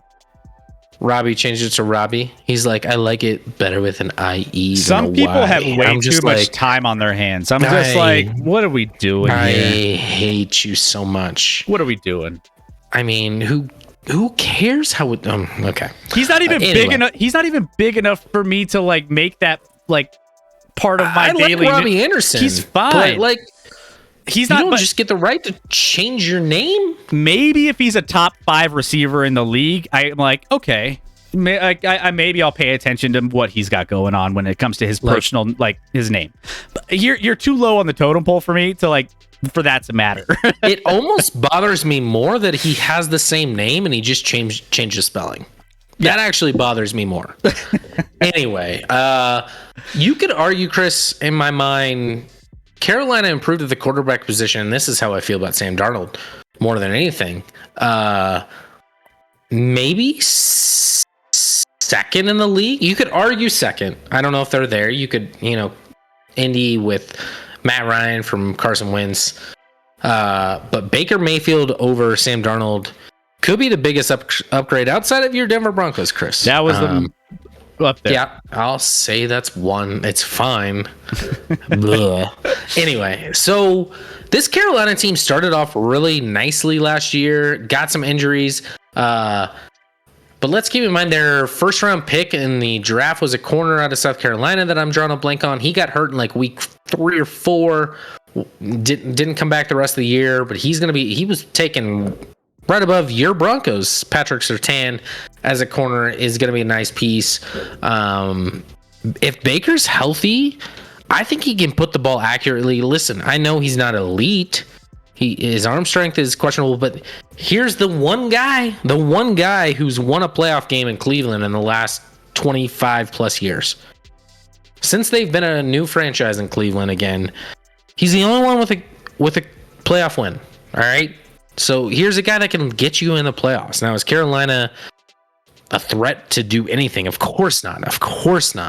But you get huge upgrade at quarterback, and you get a healthy Christian McCaffrey with those weapons at wide receiver, which are really nice, by the way. Yep. And the defense is not elite, but they're not bad. That defense is okay. I don't know. I like them as a long shot to win the division. I don't think they'll win the division without injuries to Tampa, obviously.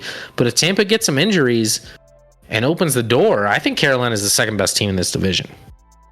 All right. Well, speaking of Tampa, let's go ahead and see Tampa where they're at when it comes to their win total and see what they can bring to the table when it comes to this division. And that over-under is set at 11.5. That's plus 105 on your money. So almost even money there. So 11.5 wins in this division. Not a great division. So they do lose to the Saints, regardless of who's playing for the Saints. So they lose 2 games to the Saints every year, right?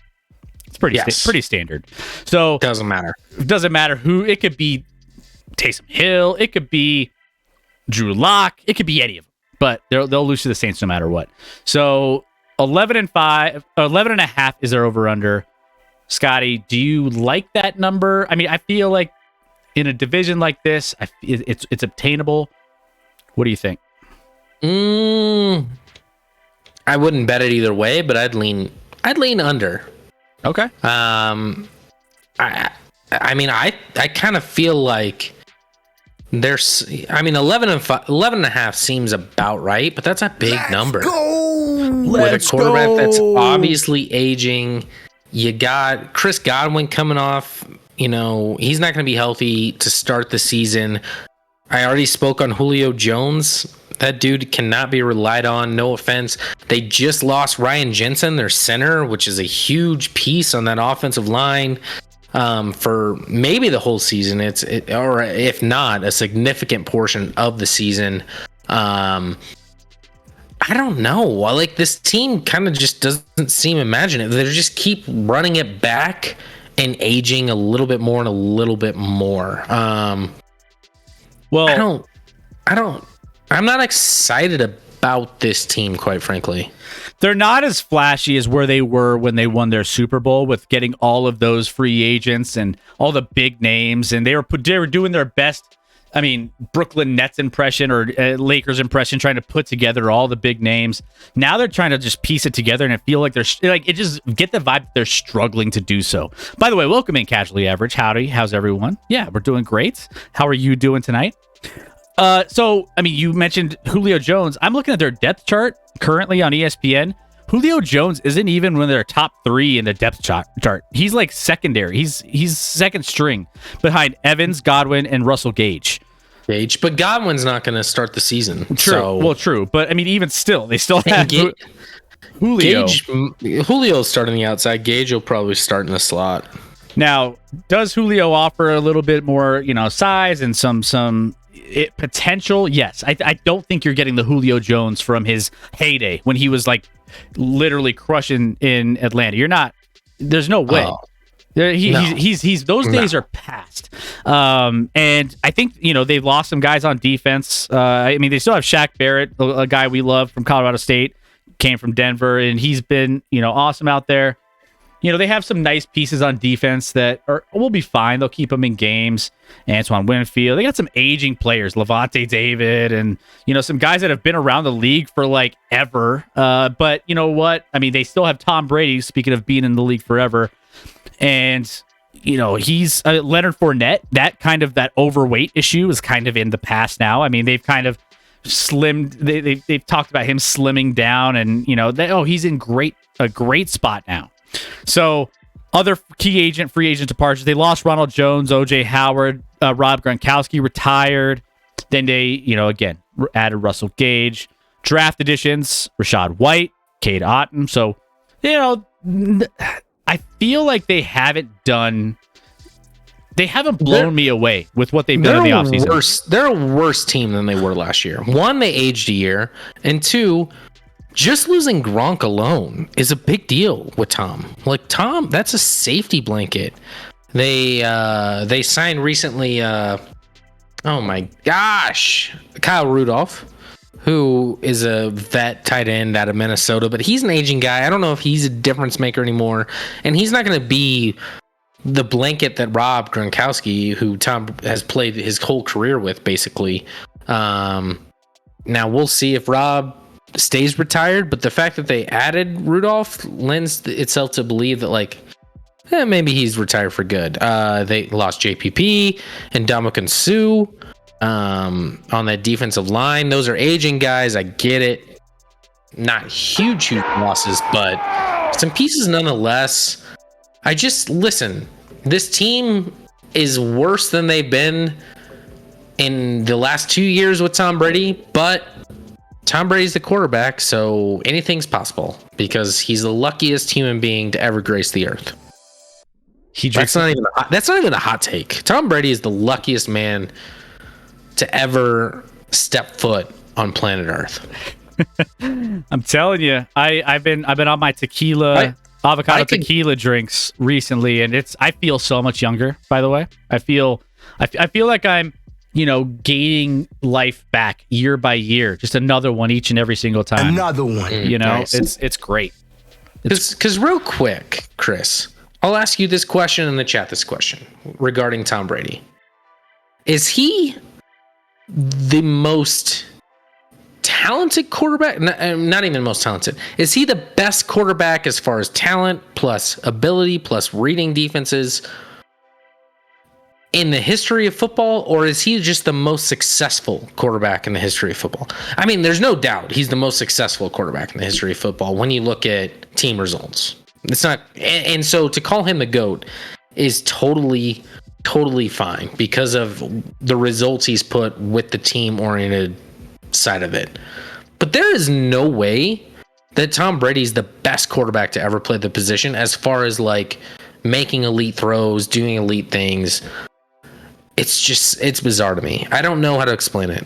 I don't think I explained it well there, Chris. It's a hard one because you obviously have to think about, and maybe this is a whole nother topic for a whole nother show of like breaking down his legacy of what. I'll drink to that.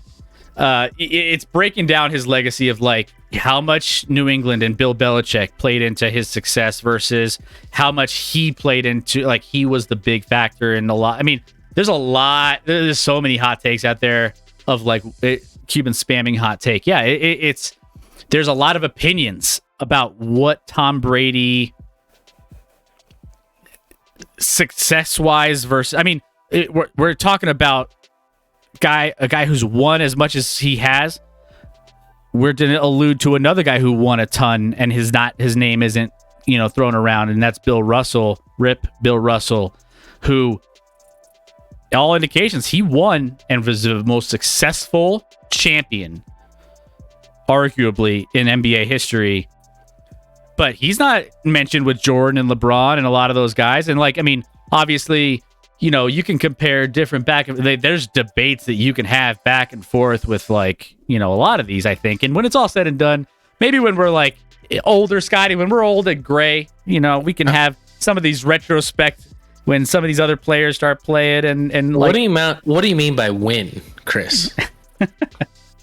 Turn to your side on your beard, and if my beard was out further, it's also gray. We're old and gray, Chris.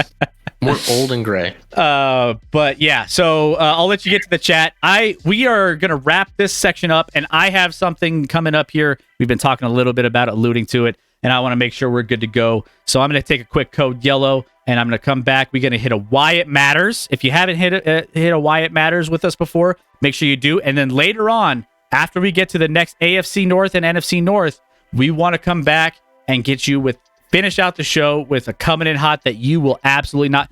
Scotty has texted me, and we were talking about it via text about how this is one of his most exciting and fired up coming in hots that he's had, if not forever, in a long, long time. So, I mean, yeah. The team, everyone teed this up for me, so it's nice. Everyone's already spamming code yellow. I could say it, but everyone's spamming code yellow in the chat as Chris takes a quick break before we get into his Why It Matters, which I'm super excited about. I think this topic is perfect for Why It Matters, and I'm excited to hear what Chris has to say on that topic. As we reach the halfway point on the division previews tonight, we've now kind of covered the AFC South and NFC South. We're also, after Chris does his Why It Matters, when he gets back, we'll cover the North divisions. We're going to do NFC and AFC North before diving into my coming in hot, my Stephen A. Smith thing, and we'll see where we go from there. But love you all. Yeah. What do we got going on in the chat here before Chris gets back? There's too many Brady and Jordan debates. To be fair, Chris brought up Brady and Russell, which is different. I agree. Listen, well, to me, Brady and Jordan is not comparable so much to me, but that's just me. We won't get into that. Totally correct. Tom Brady's skill set is perfect for an accountant who mouth kisses his calculator. Also mouth kisses his sons when they're 12, which, listen, I don't have a kid that's 12 yet, so maybe that's normal. I don't know. Reckoning. Wait, did we cover Atlanta, or am I already senile? Holy cow, we did not cover Atlanta. Chris, we have not covered Atlanta. Oh, my bad. What are we doing here? Is it bad that we just said... And then somehow we got a sub right after that. Thank you, Diacola. Diacola, 11 months? 11 months. Wow. That is older than your youngest child, Chris. Diacola has been subscribing longer than your youngest. Thank you so much, Diacola, for the 11 months. That means the world. Thank you. Come on, man. Sorry, Kleps. All right. The Atlanta Falcons exist. All right, we're done. All right, Atlanta Falcons. Over, under. Yes. Let's do the win total for the Atlanta Falcons. Slap action laugh. See, that's a complete slap. I'm so excited to get to some other things that I'm like, do we have to talk about Atlanta? Atlanta. Well, their over under is 4.5. 4.5 for action. Is that really? That's a real over under. That's the real over under for Atlanta on FanDuel Sportsbook. Minus 120. This is the worst team in football. This might be the worst team in football. So let's talk about them real quick because we still want to get to two more divisions. So there's not a lot to like here. Obviously, Matt Ryan is no longer there, and they're trying to figure out how they can stay competitive, and they won't be able to. I mean, we've talked about the Texans, and we've talked about some of these other teams, but realistically, the Atlanta Falcons are in a world of hurt coming this season. So, some of the key additions, Marcus Mariota, obviously, is going to be leading the helm for them. And then key free agents, Damian Williams from the Bears, Brian Edwards from the Vegas Raiders, Anthony Fursker from the Titans, and Damiere Byrd from the Bears. Now, they lost Russell Gage, Hayden Hurst to the Bengals, and then they drafted. Here's the big thing that they're looking forward to is their draft. Drake London, Desmond Ridder, the quarterback, 3rd-round pick for the Atlanta Falcons. So he's going to come in. You had some nice things to say about Ridder pre-draft. You thought he was, had some traits maybe. Yeah. So it's going to be a long road ahead for the Atlanta Falcons when it comes to this division. They're not going to be competitive. You saw the over-under total. They're not going to be in the mix for anything big. Cordell Patterson's a running back. From a fantasy perspective, maybe you can kind of, lean, but it's what you believe in Marcus Mariota when it comes to the fantasy output for, London and Edwards and, some of those guys. We did, all right. I'm setting myself up. Mm-hmm. Olamide Zacchaeus is their 3rd receiver. Remember we did the game that we played, and that was the 3rd receiver, and we were like, we have no idea who that is. Yeah. Mm-hmm. That's it. They have Kyle Pitts, tight end, nice bright spot there, but again, very bright. That's about it. Scotty, we could keep this quick. I think the Falcons bringing on Mariota should start for like a week and then just put Ridder in and see what you got in Ridder, because quite frankly, your team's bad. Let's see what you got in Ridder, because you're going to have a high draft pick and you probably should take a QB with your 1st-round pick, which should be top 3. I'd be shocked if they're not drafting in the top 3 next year. This team is not good. They're on either side of the football. You talk about weapons-wise, they drafted London in the 1st round. That's a nice piece of wide receiver.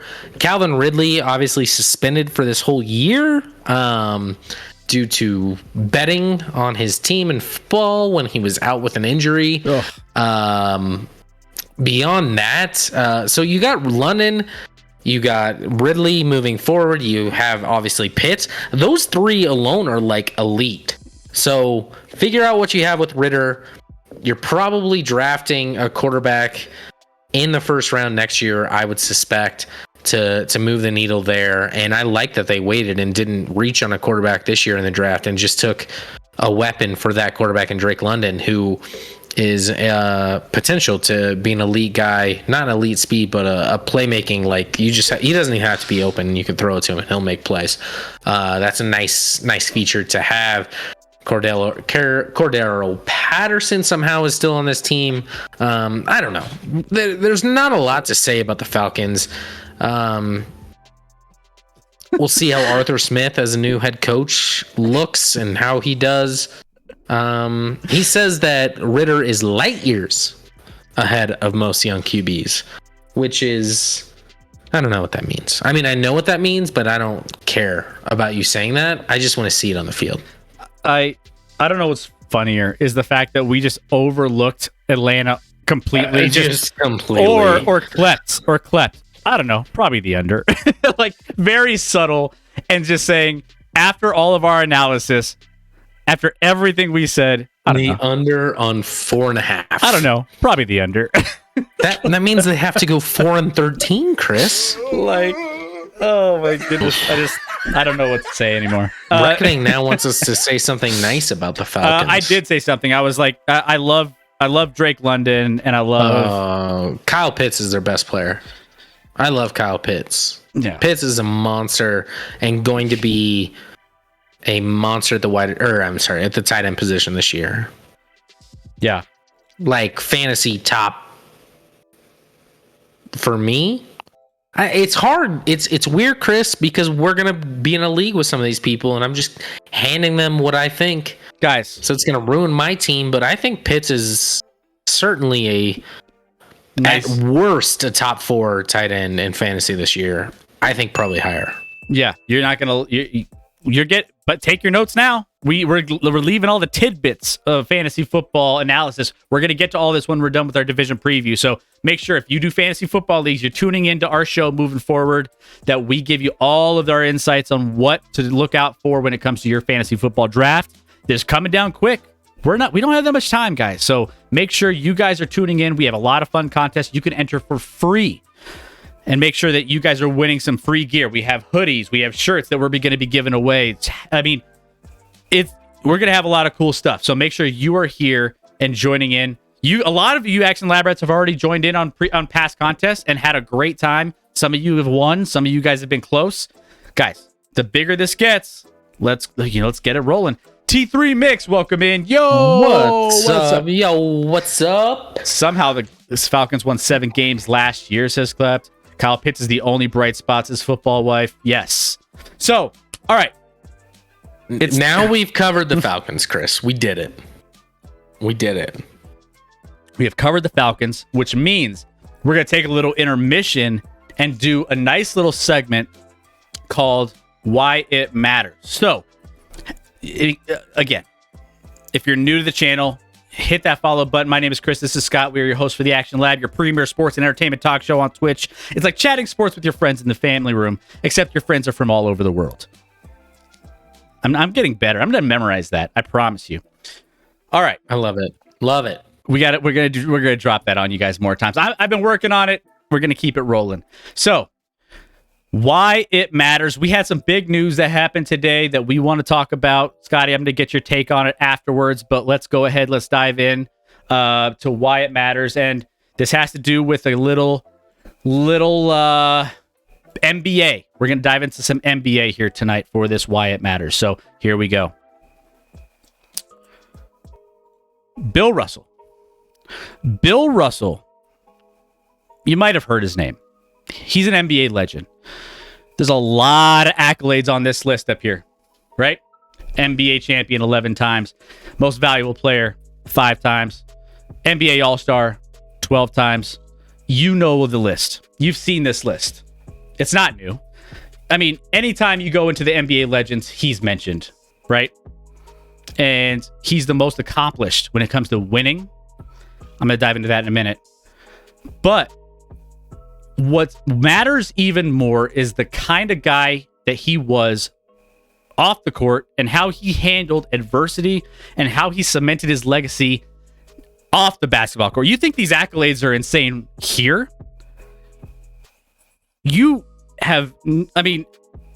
It's insane what he dealt with off the court.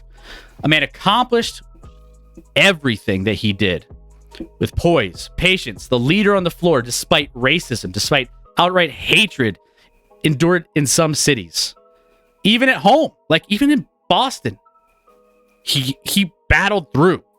He broke barriers, and he personified greatness when it came to just being a black player in a league that really challenged him personally, professionally, top to bottom. I mean, Celtics legacy, right? He's the number 1 athlete to put on a Boston uniform. That's not even a question. He's the greatest Celtic of all time. He wore that number 6. Anyone who's ever worn number 6 outside of that, Julius Erving to LeBron James, always associated with Russell, right? I mean, number 6 is iconic. And he's just, there's nothing about him that you don't look at and you're just like, I love what this guy stands for. And we almost overlooked that Russell was the first black professional head coach of any major North American sport. We almost forget he won 2 championships as a player coach. We almost forget that he made a smooth transition into television, and, despite, all the adversity, he should never forget the personified class and grace and perseverance in time when black achievement was notoriously difficult. He had a difficult relationship with Boston and everywhere else that he traveled. He withstood so much criticism and adversity outside of the organization that he never felt welcome anywhere he went. Boston tried to repay its debt to Russell when the Celtics retired his number, and he didn't want to go to the ceremony even. The city gave him a statue. They treated him regally each time he stepped foot in the Garden. And one would hope that he would eventually forgive the city, that he actually thrived and earned all that he earned. Boston, right? He bonded with players young enough to be his great grandsons. I mean, this is, when it comes to his NBA involvement, when's the last time he turned on the TV for like an NBA All-Star game or, any kind of major event in NBA and haven't seen Bill Russell in that picture? He's always available to be a face for the NBA. He's that spokesman for the NBA. He bonded with players young, Carmelo and Tim Duncan and Kevin Garnett, all these guys that he just he's a journeyman when it comes to the history of the game. He appeared at the first Celtics-Lakers game after the tragedy with Kobe Bryant, wearing a Kobe jersey. He was there. He gave the finger to Charles Barkley and Kareem Abdul-Jabbar at the NBA Awards. He had the right to do that, and it was accepted. Who doesn't like when Bill Russell does something like, you gotta love the guy, right? His buddy Wilt Chamberlain, there at his funeral, giving the eulogy. He is absolutely just the epitome of class and how he went about his business, but he never forgot all the trials and tribulations he went through, and he just changed the way just culture of the NBA is what it is today. You take a look at all of these accolades, and they're absolutely and this doesn't even come close to what he did outside of the game, for the black community, for paving that path. We lost a legend today, and that's why it matters, because of what he stood for and what he accomplished. It's all just a class act. Bill Russell, rest in peace.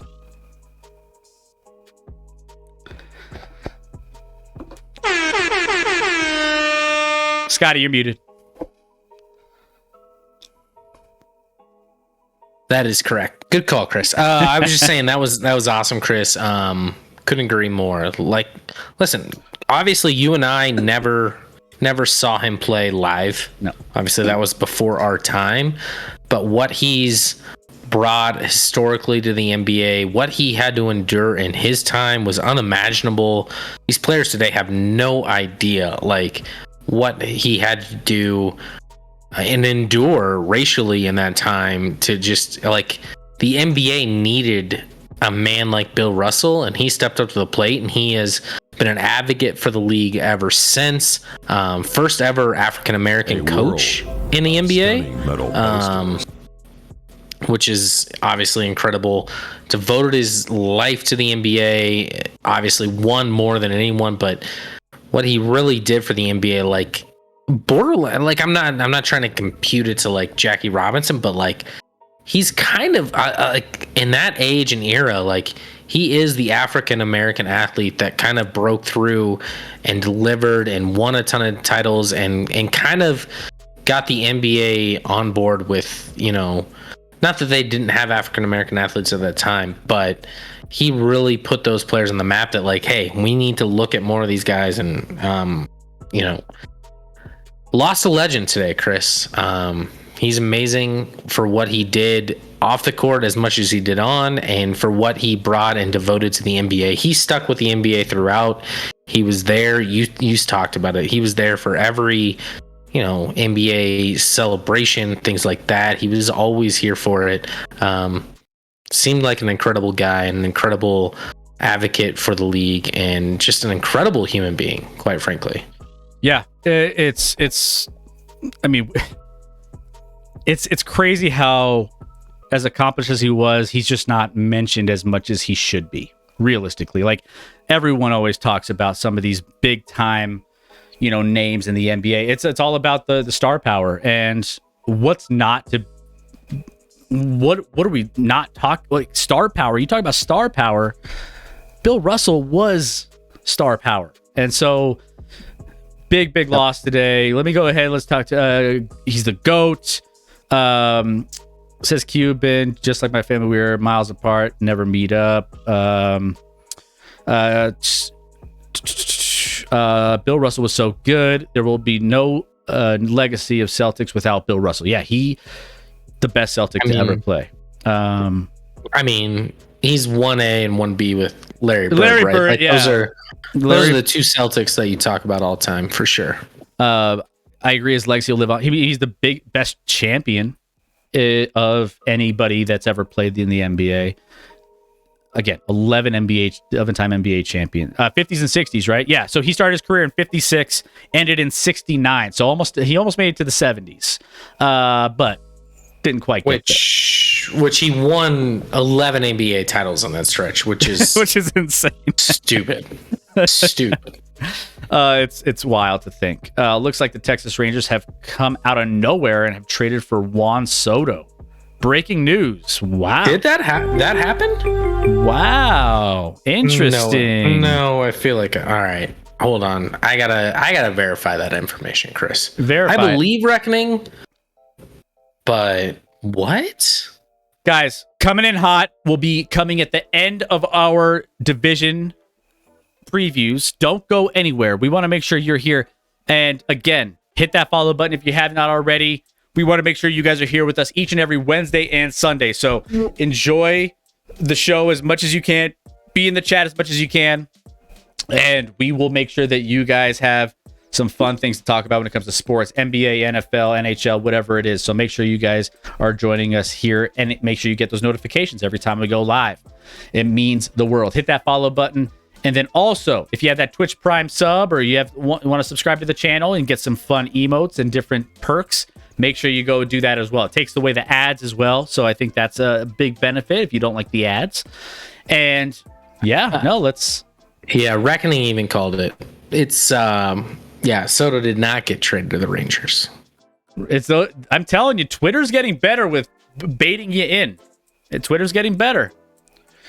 There you go. Football Wife. Subscribe with Prime. Use the link in the chat.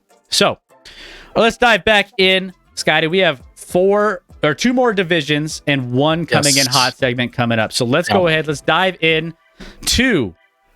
Oh, here we go. So we got Chairman. We got Milwaukee's Best. We got a few people that are going to get their ears perking up when it comes to some of these teams in the NFC North. Scotty, where do you want to start with this one? Where do you think we want to go right off the bat? I think we want to start at the bottom. Let's start at the bottom. Started from the bottom. Now we're here. Bottom team. So, Chicago, Detroit, one of those. Chicago, Detroit. Okay. Let's go ahead. Let's do Chicago, because they're probably, of these teams, they're they're the worst when it comes to the excitement factor for me. Even the Lions have a little bit of an excitement for me. So let's go ahead. Let's dive into the Lions, the Bears first. So Chicago Bears. Let's go ahead. Now, let me pull up the win totals real quick and the division winners. So every time I forget. So currently division is, as far as the FanDuel odds, to win the division. Green Bay Packers are the favorite. Milwaukee's best. All of a sudden pops back in. Green Bay Packers minus 170 to win the division. You got Minnesota 3-1 odds, plus 300 at number 2. Then you got Detroit 850 plus 850, and the Chicago Bears plus 950. So there's not a huge fall off like you see in other divisions when it comes to the betting here. I mean, even the worst team is under 10-1 odds. So, I mean, we've seen 25-1 odds in some other divisions. So this might be a little bit more of a competitive division, might have some grindy games. But if I'm putting value on one team and one team that I've liked and one team you said you've liked as well, Minnesota is a team that you want to keep your eye on. But Green Bay right now, Aaron Rodgers, he's the MVP, right? MVP, he's going to be coming in. He's lost some weapons. We'll talk about that. But they're still the top of the division when it comes to the NFC North. Let's look at the win totals for the Chicago Bears here and see what they have them slated as. And that is over 6.5 wins. Over under 6.5 wins. That's plus 120. Terrifying number. Number for me. So Under. I'm under. I'll probably take the under. The under is minus 140, which rightfully so. Yeah. I'd still take the under at those odds. This team is going to be bad, Chris. The Bears are going to be bad. Like, they were bad last year, and they are probably going to be worse this year. Now, I say this with one caveat, Chris. They did add Trevor Siemian, so I could be wrong. You placed Siemian over Fields at quarterback, and this team could explode. They could make the playoffs and make a legitimate run to the Super Bowl. But if that doesn't happen, like, you look at their additions, like at wide receiver, like N'Keal Harry, they traded for Byron Pringle, who was like a borderline number 4 for the Chiefs last year. Quinnamin, I can't say the name, St. Brown. Fine. Like, they don't have weapons. They don't have an elite offensive line. Montgomery's fine at running back, but not elite and what you'd want to see. And he's kind of running backs are just kind of dudes a lot of times anyway. You trade Khalil Mack in the offseason.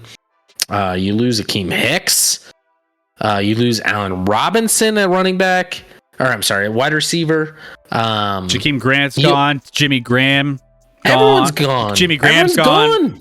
Who's on this team, Chris?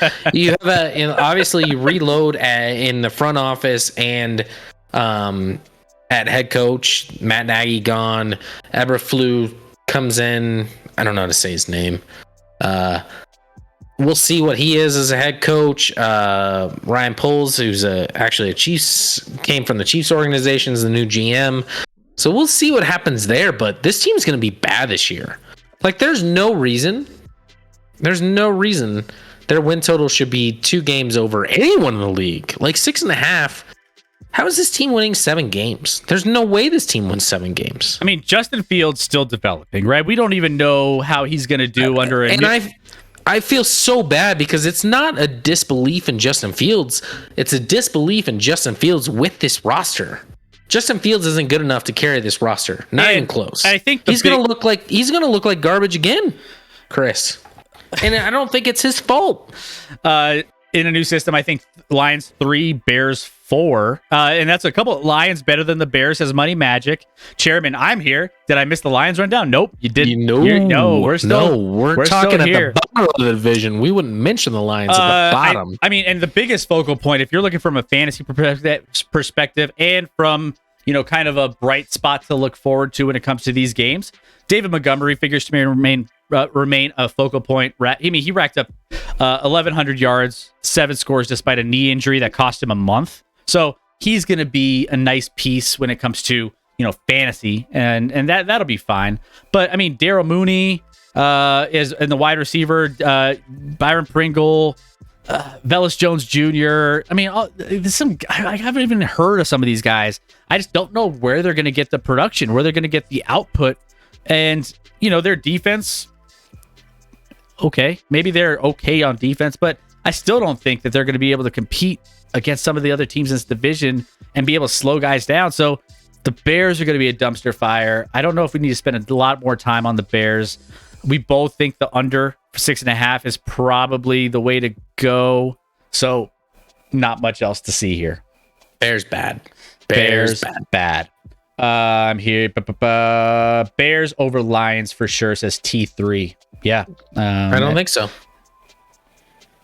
I think the Lions. Give me the Lions. Give me the Lions. Let's go there then. Let's go there. Let's go to the Lions. Huh? I mean, might as well. Here right? we are, Chairman. Here we are. We know you're in here now, so now we can address. There, he's like, let's go. All right, let's start with Jared Goff, the best there is, the best there was, and the best there ever will be. He has some help. Now, let's just talk about their over/under for their win total, 6.5 as well. 6.5 as well. I'll take the over, and they're minus 125 on that over. So not bad. Not bad little odds there. So they added DJ Chark, obviously big addition there. I think that's going to help. They're trying to do what they can to help Jared Goff. They haven't lost a lot of players though. They kept a lot of guys that were very competitive last season. Like you think about the Lions, they were competitive in a lot of games that they could have won. Remember when you were on the edge of your seat last year and you were just like, is this going to be the week? Is this going to be it? They're going to get that win. And then they had those close games and everyone's tuning into the Lions. I mean, Lions got a lot of fans last year trying to root for them to win that first game. And let's just say, I mean, the coaching staff, I think, has done a great job in having these guys compete. You know, I think that's a big piece. There's a lot to like about DeAndre Swift. DeAndre Swift is a guy that I think could really thrive in this one. He's the number one running back there. Jamal Williams backing him up. Ramon's Ross, A. Brown, Jameson Williams, also a wide receiver out there. TJ Hawkinson, by the way. TJ Hawkinson, you want to talk about a tight end that can produce? You look at TJ Hawkinson, he is a monster. Watching him play is a lot of fun. They drafted Aiden Hutchinson this past year, so Aiden Hutchinson coming in. That'll be fun to see how he breaks into the league and see what he can bring to this defense here. So this is a more interesting team for sure. That's why we started with the Bears. Like why? Like the Lions have a lot more to get excited about here, Scotty. For sure. Listen, this team has weapons moving forward. When you look at you said DJ Chark. Obviously, they moved up in the draft to take Jameson Williams, the wide receiver out of Alabama, obviously who tore his ACL, may not be available for a lot of this year, but maybe flashes at the end of this season. We'll see there. You have Amon-Ra St. Brown, who is elite. TJ Hawkinson at tight end. Like, you have so many weapons here at your disposal moving forward. Maybe not all this year with Jameson Williams not being available, but for Jared Goff to kind of distribute the ball. Like, listen, Jared Goff gets hate, and I've hated on him, but he has made a Super Bowl. He took the Rams to a Super Bowl. Yep. Didn't play well in the Super Bowl, but they made a Super Bowl with Jared Goff as their quarterback, and he played really well at a lot of times under the Rams' tutelage. So, like, he has the potential to be all right. That offensive line, obviously, needs to consistently be good. They took their left tackle out of Oregon from last year, played better down the stretch. You talked about Aiden Hutchinson, number 2 overall pick, local guy out of Michigan. We'll see how he develops. You get Jeff Okudah hopefully back at corner. That was a number 3 pick overall from a couple years ago that wasn't healthy last year at corner. That can help you. And this is our Hard Knocks team, Chris. So this is the team on Hard Knocks, which I'm so looking forward to. I didn't mention, by the way, on offense, DeAndre Swift. Love DeAndre Swift. Love. Oh, DeAndre Swift. I mean, almost 2,000 yards and 17 touchdowns in 2 seasons while functioning as the offense's only threat, pretty much. Like, he's the focal point. They know they're going to him, and he still gets 2,000 yards and 17 touchdowns in 2 seasons. Like, yeah, that's pretty good. So let me ask you this real quick, Scott. Yeah. Is fantasy. We're going to get into fantasy after we're done with these previews. Mhm. Is Jared Goff an interesting fantasy option given, maybe a sleeper, given the weapons that he has there, given how this team is kind of on the upswing? They have a lot of weapons to mess around with. No. Maybe get into that quarterback 2, top of the quarterback 2 tier. I like Goff more as a quarterback than I do a fantasy quarterback. I mean, he's a game manager. He's not like let's just tell it what it is. He provides nothing in the running game, and he doesn't throw it around enough where like I'm gonna get super excited about that. So, I mean, Goff can be a backup for your team. Goff's not a starter in a 12-team league. I'm like a plug and play guy. Given a matchup, start him for a week or two on a matchup, fine, but. Like it should not be your starter in fantasy football. I'm hyped I'm actually hyped more than I have been in the last few years for Hard Knocks, solely off Dan Campbell. Dan Campbell is people in the be... chat have talked about loving Dan Campbell. This dude literally in his opening conference was talking about biting off kneecaps. He drinks like a venti coffee with 2 shots of espresso in it, and he does like 2 of those in the morning. Like, he is going to be mic'd up. He's going to be entertaining as hell. No doubt about it. Like, who cares? Like, everyone worries about with Hard Knocks, like, oh, who are the guys on the team? No, I worry about the coach. He's going to be entertaining as hell as a coach. So I hope, because quite frankly, Hard Knocks the last couple of years kind of fallen flat. But I'm here for it this year. I'm excited about watching the Lions Hard Knocks. What? Slap. Oh, there we go. Slap. You was trying to slap me? Trying to slap. Gee, girl. Money Magic. The Lions almost beat the Ravens, but Justin Tucker hit the longest field goal in NFL history. True. I mean, they were on the cusp so many times last year. My hesitation on the Lions is that the optimism feeling has been here and not panned out.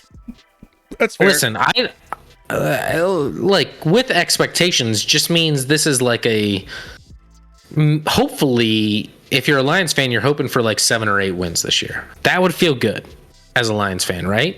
I would think. If you can get to 7 or 8, that's progress. That's building towards something, and you move. You address things from there. But this is not a team that I'd be very surprised if the Lions make the playoffs. Well, Chairman says there might be pieces. They have a decent season. I dare say make a playoffs when a weakened NFC. I mean, it is easier in the NFC to traverse that route to the playoffs, but I mean, there's still some challenges there. Goff is good for 10 to 15 points a game if that's what you want. Slept, maybe. G girl, yeah. Giving you this little slap. Let's see. Longest field goal, just another typical Lions thing in Detroit. We all know that field goal was going to be good before he kicked it. We've seen that movie. That one went off the crossbar, right? The Tucker field goal in that game. Yeah. Speaking was wild. Speaking of movies, you want to know? Let's transition. You want to know a movies? I heard this take a little bit earlier.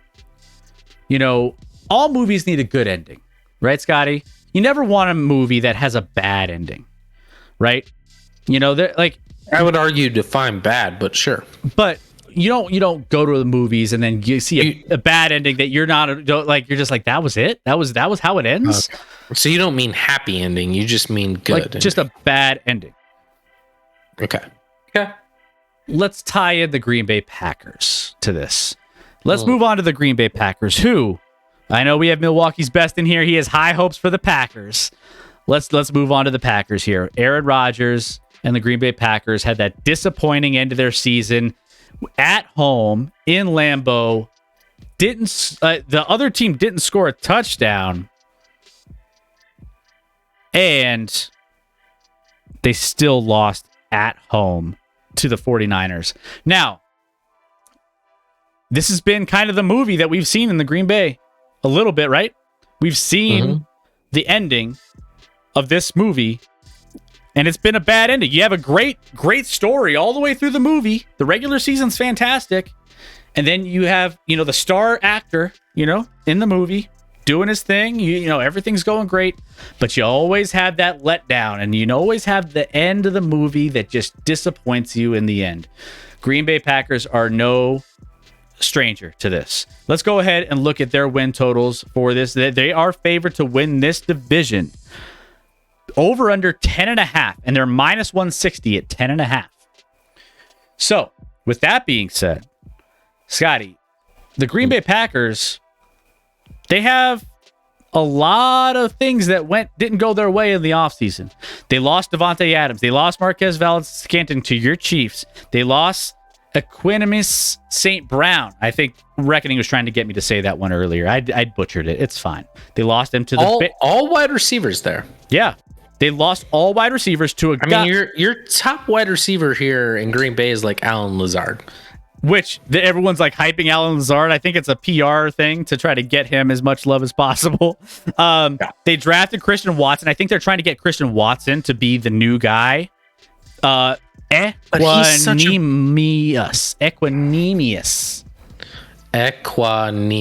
Thank you, Reckoning. I love it. And Christian Watson's such a project. Dude was out of North Dakota State. Yep. And it's such a listen, I like Christian Watson, but it's such a weird pick for Green Bay and Aaron Rodgers because it's going to take time. And that's not to mention they passed on a lot of offensive options in their first couple picks. Right? Yeah. They had 2 in the first round. Then they went defense. And they went defense. Always do. They legally, I don't think they're allowed to take an offensive player in the first round. No. At this point, it's just to turn the knife on Aaron Rodgers. And Aaron Rodgers is like, but I'm making $50 million a year, so that's all I care about. I mean, Aaron Rodgers. If Aaron Rodgers does not make another Super Bowl, is that arguably the most underachieving career from a talent like that in the history of football? Like, for 15 years, he's been a top 5, if not top 3 quarterback in the league every year. He's won 4 MVPs. And 4 MVPs. He's won 1 Super Bowl. They've made 1 Super Bowl. It's so weird. I mean, 1 Super Bowl? You've made 1? With arguably the best quarterback of this last decade. Mahomes has already made 2 in 4 years. And there's a lot of guys that have made multiple Super Bowls. It's just weird. I'm not trying to make a statement. Like, I cannot explain what happens to Rodgers in the playoffs. Like, I never saw what happened in the playoffs against San Francisco this last year happening. I thought they would own San Francisco in that game. Like, there's other years where he's played well, they've lost, whatever. But there's been some games where it's so bizarre how poorly he plays in the playoffs, and you just don't see it coming because he's so damn talented, Chris. I'll say it. Aaron Rodgers is annoying personality-wise, but he is incredibly talented. Like, some of the throws he makes, no one else in the world has ever made. Ever. I'm not saying now, I'm saying ever. That's how good he is. But he doesn't win. So, Allen Lazard. When it matters. Allen Lazard, 513 yards receiving, 8 touchdowns last year. Like, that's your savior going into this next season. Obviously, Devontae Adams was a big piece of where they targeted a ton. But, I mean, I just don't see it. So, Randall Cobb, Sammy Watkins, a couple journeymen who've been around the league for a long time, or veteran options, right? They have that. But, I mean, Randall Cobb was brought in by Aaron Rodgers specifically. I want him. And he didn't do anything with him. And that's what terrifies me about a lot of these offensive pieces here. Aaron Jones is still a stud. I think Aaron Jones will be fine. He'll get touches. He'll be fine. But there's just a lot of questions for me. If for a team that's supposed to win this division, supposed to win 10.5 games, will they do it because they're in the NFC, which I think is a lot weaker? I think they can get that over. I mean, I think that's doable for the Green Bay Packers. That's fine. I agree. They'll probably hit over on 10.5, but it doesn't matter. This is a worse version of the Green Bay Packers than they were the last couple of years, Chris. And you have an aging quarterback. I don't know. I don't know if this team cares anymore. I don't know if they care about winning. Let's see. What else do we have here in the chat? Not even the first time the Lions have lost. Oh, yeah. We got all those. Not a craft ending, says Cuban. There you go. Bears taking this division, says Mr. Boofus. Welcome in, Mr. Boofus. How we doing, my friend? Cuban Benny, just a little better than Dan Marino. Yep. Losing a playoff game in the snow at Lambeau is unforgivable, especially when the other team doesn't score a touchdown. Yeah. I mean, you can't lose that game. Not with you. Not when you're the best quarterback, supposedly, in the NFL. Like, what happens to him in the playoffs? Why someone that's so talented and it doesn't seem like he's mentally fragile at all. Like, it seems like he just he wipes out whatever is said about him and doesn't care. But then he just, year after year, shits the bed in the playoffs. He has some incredible playoff games, but he can't piece them all together to make more than one Super Bowl. I mean, that's wild. It's mind-boggling to me. It's not like he's won the last 2 MVPs. He's going to go down as one of the greatest quarterbacks ever, but most underachieving quarterback if he doesn't win another one in the history of football. No doubt about it.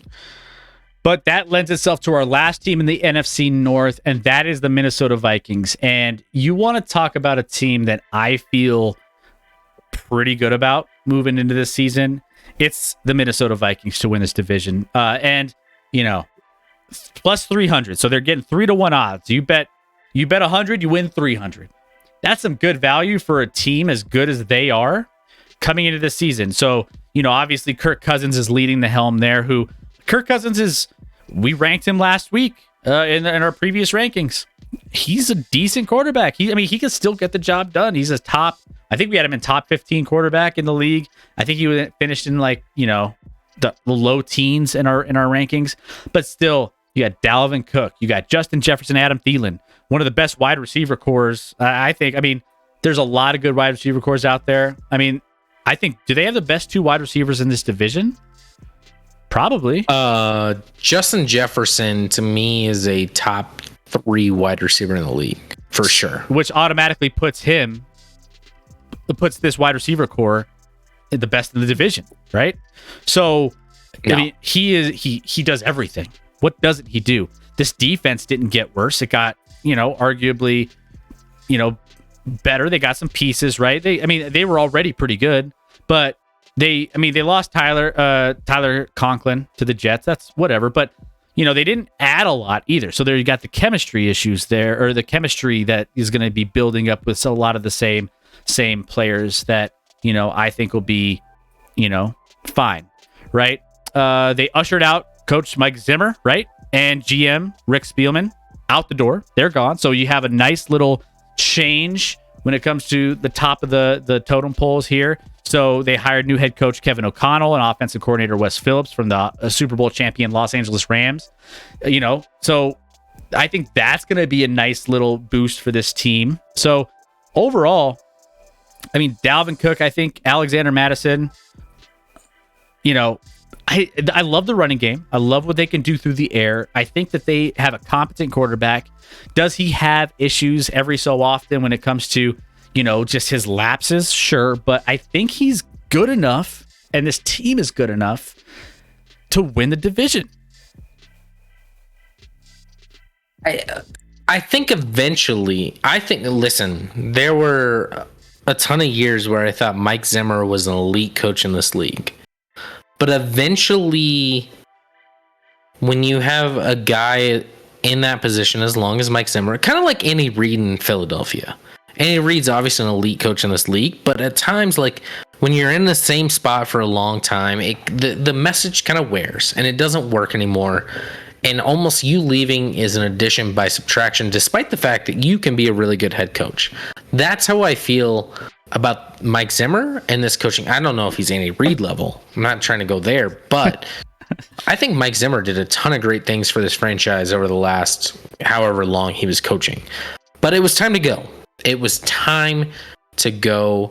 You got, Kevin O'Connell now moving in, youngster offensive coordinator mind. Like it a lot. I like it. I think it's addition by subtraction, simply in the sense that, like, I don't think at the end the Zimmer Cousins relationship was good at all.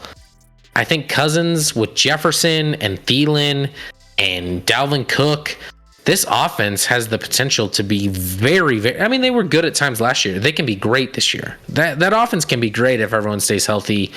Defensively, if Danielle Hunter and they added Zadarius Smith out of Green Bay can stay healthy at edge, that's a really, really good pass rush. If those two can stay healthy, they haven't been recently. So there's a lot of ifs with Minnesota. I get that.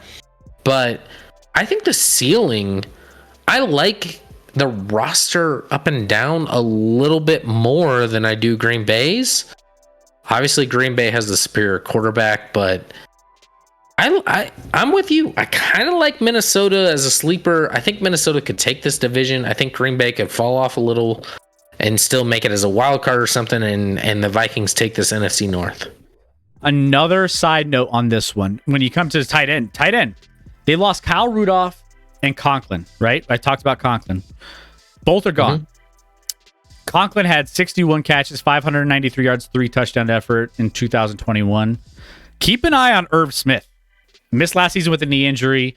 With those departures of those other two guys, I mean, I think that he could have a nice little breakout year here, assuming he's fully healed and assuming, I think when you're looking at some deep sleepers, you miss out on some of your tight ends early on in the NFL fantasy football draft. Maybe take a nice little flyer late on Irv Smith. Could be a nice Code yellow for me, Chris. Code yellow. Spam it in the chat. Let's go. Code yellow for Scotty. So I think that, keep an eye on that. We'll talk a lot about these next week when we get it. Well, we have one more breakdown. We have our AFC West, NFC West previews coming up this coming Wednesday. We have a lot of top stories hitting us here. And so we're going to cover a lot of those this Wednesday as well. But Sunday, we're probably going to start getting into all of our fantasy football rankings, who we like, who we think is going to be really solid to go with. We'll break it down position by position and make sure you guys have everything you need. We're only 38 days away. 38 days, 16 hours, 22 minutes, and 15 seconds from the NFL season. That's Football Wife's official kickoff countdown. So make sure you guys are tuning in to make sure you have everything you need for your fantasy football leagues and everything for the NFL season. We are your go-to spot. We want you to be here, so let's go. Keep spamming that. Rudolph was a giant last year, says Reckoning. Breaking news, Reuben Foster is looking to make a comeback in the NFL. Interesting. Okay. That's fine. So with that being said, let me go ahead. Let me take a look. I think we talked about the win totals did we talk about win totals for Minnesota? I don't think we did. Over under 9.5 plus 105. And I kind of like the over for the value there. Plus 105. I kind of like the over. I think they're going to hover right around that number, but I think it could be an interesting one. I think they could get there. I think they could get to 10 wins. Over under set at 9.5, Scotty, plus 105. Who are we talking about? Sorry. Just got back. Vikings? Yeah, Vikings. Over under 10.5. 10.5? They're not at 10.5. No, 9.5. 9.5. Oh, 9.5? At one plus 105. I mean, obviously, we both like. I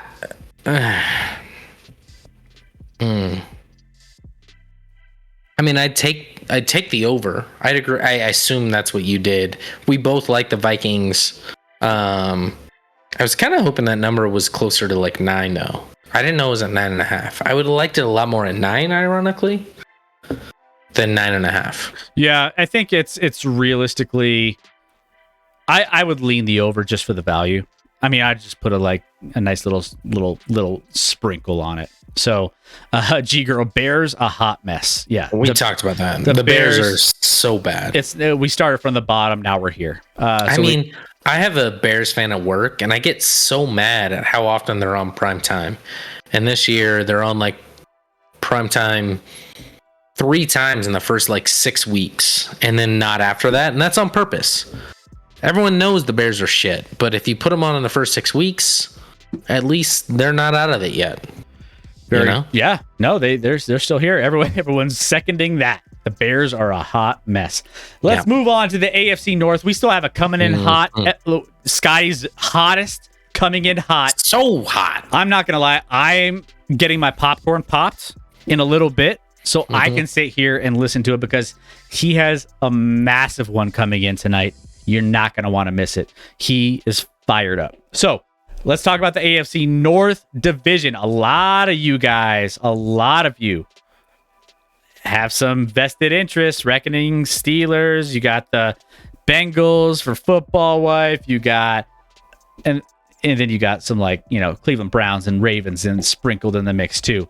But here we are, the AFC North, the Cincinnati Bengals representing last season in the Super Bowl, coming in at number 2 behind the Baltimore Ravens. The Ravens are favorites to win this NFC or AFC North, plus 170, but the Bengals are right behind. Bengals made some nice moves in the offseason to bolster that offensive line. We'll talk about that here in a little bit. But plus 170 for the Ravens, plus 185 for the Bengals at number 2. Then you got Cleveland plus 260. And then you got Pittsburgh plus 950. I'm not going to lie. I think Pittsburgh is so undervalued when I'm looking at these numbers.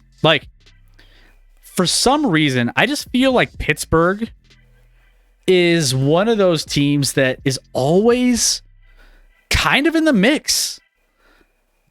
I don't know why. I mean, over Cleveland. I'm thinking and I guess Deshaun Watson, we'll talk about that tomorrow. I mean, that's coming down the pipeline tomorrow. We're going to talk about that in this division. Say the number on Pittsburgh one more time, Chris. Sorry. Because I got the other 3, but what was the number on Pittsburgh? Plus 950 to win the division. I mean, they're not going to win the division. Let's just put it. But do I think they're as bad as they are listed here? So Cleveland's plus 260, Pittsburgh plus 950. Chairman in the chat, I'm surprised there's a line on Cleveland. Did I miss a suspension decision? It's you have not happening tomorrow. But everything that's come out is saying it will come out tomorrow. So tomorrow, Monday, August 1st, we likely, not for sure, but likely get a decision from the arbitrator and the case on Deshaun Watson, and we finally get, who knows, there could be an appeal. I don't know how it all works, but some sort of resolution tomorrow. I hope he's suspended for 4 to 5 years. But I take the under on that, guys. I take the under on that one. So let's just stick it with it there. Let's start with the Cleveland Browns. Let's kick off with them. Yeah, I mean that's what we're on the subject, right? Might as well. I want to make fun of 3 of the 4 teams in this division. Well, you might have the opportunity right now to do that. Mm-hmm. So we got the Chicago. So we have Cincinnati. Let me pull up the Browns here. Actually, no, they don't even have a win total over under yet. No, they're not even listed. And they shouldn't be. Why? There's no way. No reputable sportsbook would list the Browns at this point without knowing the situation with Watson. But that'd be idiotic. So obviously, key additions are Deshaun Watson, who's going through the litigations, and he settled out all those cases. Obviously, there's a lot to unpack there. If you don't know what's going on with that, go look it up. You can find all that all over the internet. But he got a massive contract, unrightfully so. Jacoby Brissett obviously brought in as well to be a backup in case there are some issues with Deshaun Watson missing some games. Then you also have Amari Cooper acquired from the Cowboys, and then Jakeem Grant from the Bears, wide receiver from the Bears. Departures, Jarvis Landry, Austin Hooper went their separate ways. to the Saints and the Titans. Key draft additions, they drafted David Bell and Jerome Ford. But Deshaun Watson is the biggest factor in this one, right? Deshaun Watson, regardless of what you think of him as a quarterback or whatever, or as a person, he's an awful person. Let's just put it out there. That's just what it is. He's a good quarterback in this league, and we've seen what the potential of him can be. So I think that there's going to be a suspension here. We'll tweet about it. We'll talk about it on our socials. Follow our socials. Make sure you're following those. Reckoning, can you throw those in the chat one more time? Thank you. You are incredible, by the way. Shout out to Reckoning, our best mod in the world. Our only mod in the world. Which makes you the best. Reckoning. Roger. Yep. Makes you the best. So, Scotty, they have them finishing third in this division, even without the news of Deshaun Watson. What do you think? And I'm going to take a code yellow while you start talking about this. Code yellow. Cleveland's impossible to project. Even if we knew Deshaun Watson's story, if Deshaun Watson was had no issues and was playing every game, I'd have a difficulty with him moving into this roster. Everyone loves this roster, thinks it's an elite roster, and I'm like, pump the brakes. Pump the brakes. This roster is good, but not great. Not great. And it's kind of the same, like they made the trade for Amari Cooper, but quite frankly, Amari Cooper is unreliable, gets hurt at times, and has great days and off days. I don't think Amari Cooper's like some game-breaking wide receiver. They lost Landry, they replaced with Cooper. I think that's an upgrade, but it's not a huge upgrade in my mind. They re-signed some guys like Clowney and Njoku, who hasn't been a difference maker. They trade for Winovich from the Patriots, but anytime the Patriots are willing to trade a guy, you should just throw him in the trash because he's already trash, because every time they trade a player, that player from the Patriots becomes trash.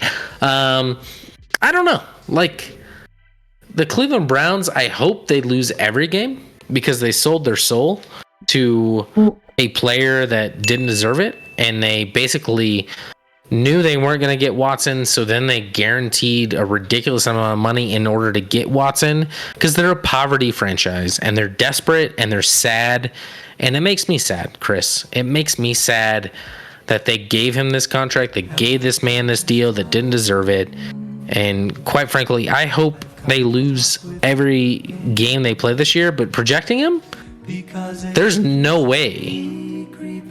Well, we'll see the suspension, but I'd be shocked if Cleveland finishes top 2. Even if Watson plays half the season, I don't care, or more than that. Like, this team has to build up, and Watson's not exactly just like a dime thrower. He needs to get in with the system. He needs to have time. I know he's in training camp right now, but once he's suspended, things are cut off, and it's going to take time. This team should just forget about 2022. Yeah, they're honestly, I could see them finishing last in this division, and that might. I mean, a lot of people are down on Pittsburgh. I think Pittsburgh is good. We'll talk about them next year, but I just don't think Cleveland, even when they had, Baker was fine when they were there. I mean, obviously they couldn't get anything going with him, and they had some talent. They had OBJ, they had Jarvis Landry, they had a nice running game, they had a decent defense. They stacked the team. Everyone is talking about them going to the Super Bowl, especially in Cleveland. And where did that end up? That was when they were. There was no drama and no suspensions for your best quarterback. What is Cleveland? They're nothing. I think they're a trash team. When Watson comes and plays a full season, maybe next year is their kind of starting point after this crazy distraction, which is justified, this awful thing that's happening. Next year's their year to actually be considered a team that's worth talking about, right? OBJ would fit nice with Baltimore, says G Girl. Yeah, Baltimore. People love running back quarterbacks. but then Lamar would have to learn how to throw intermediate routes outside the numbers, and he's never done that in his career. So true. Let's move on to Pittsburgh. Let's go to Pittsburgh. Now, Pittsburgh, I think Reckoning was talking a lot about this on his stream earlier. By the way, Reckoning, we need to get more people into Reckoning stream.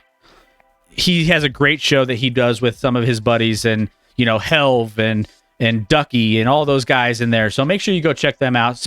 Put your link in there, and make sure that we can support you guys in your stream. But let's dive into the Pittsburgh Steelers. The Pittsburgh Steelers, Mitch Trubisky. We got Mitch Trubisky popping in here. Obviously, do we though? But with some of the things that we've been seeing, it sounds like Mason Rudolph has been shining a little bit, which I don't know if that doesn't fare well for what Mitch Trubisky was brought in to do. Kenny Pickett obviously was the big draft pick in the this last NFL draft, and he has the tiniest hands on earth. So, all right. So the quarterback situation is in flux in Pittsburgh. Here's the thing.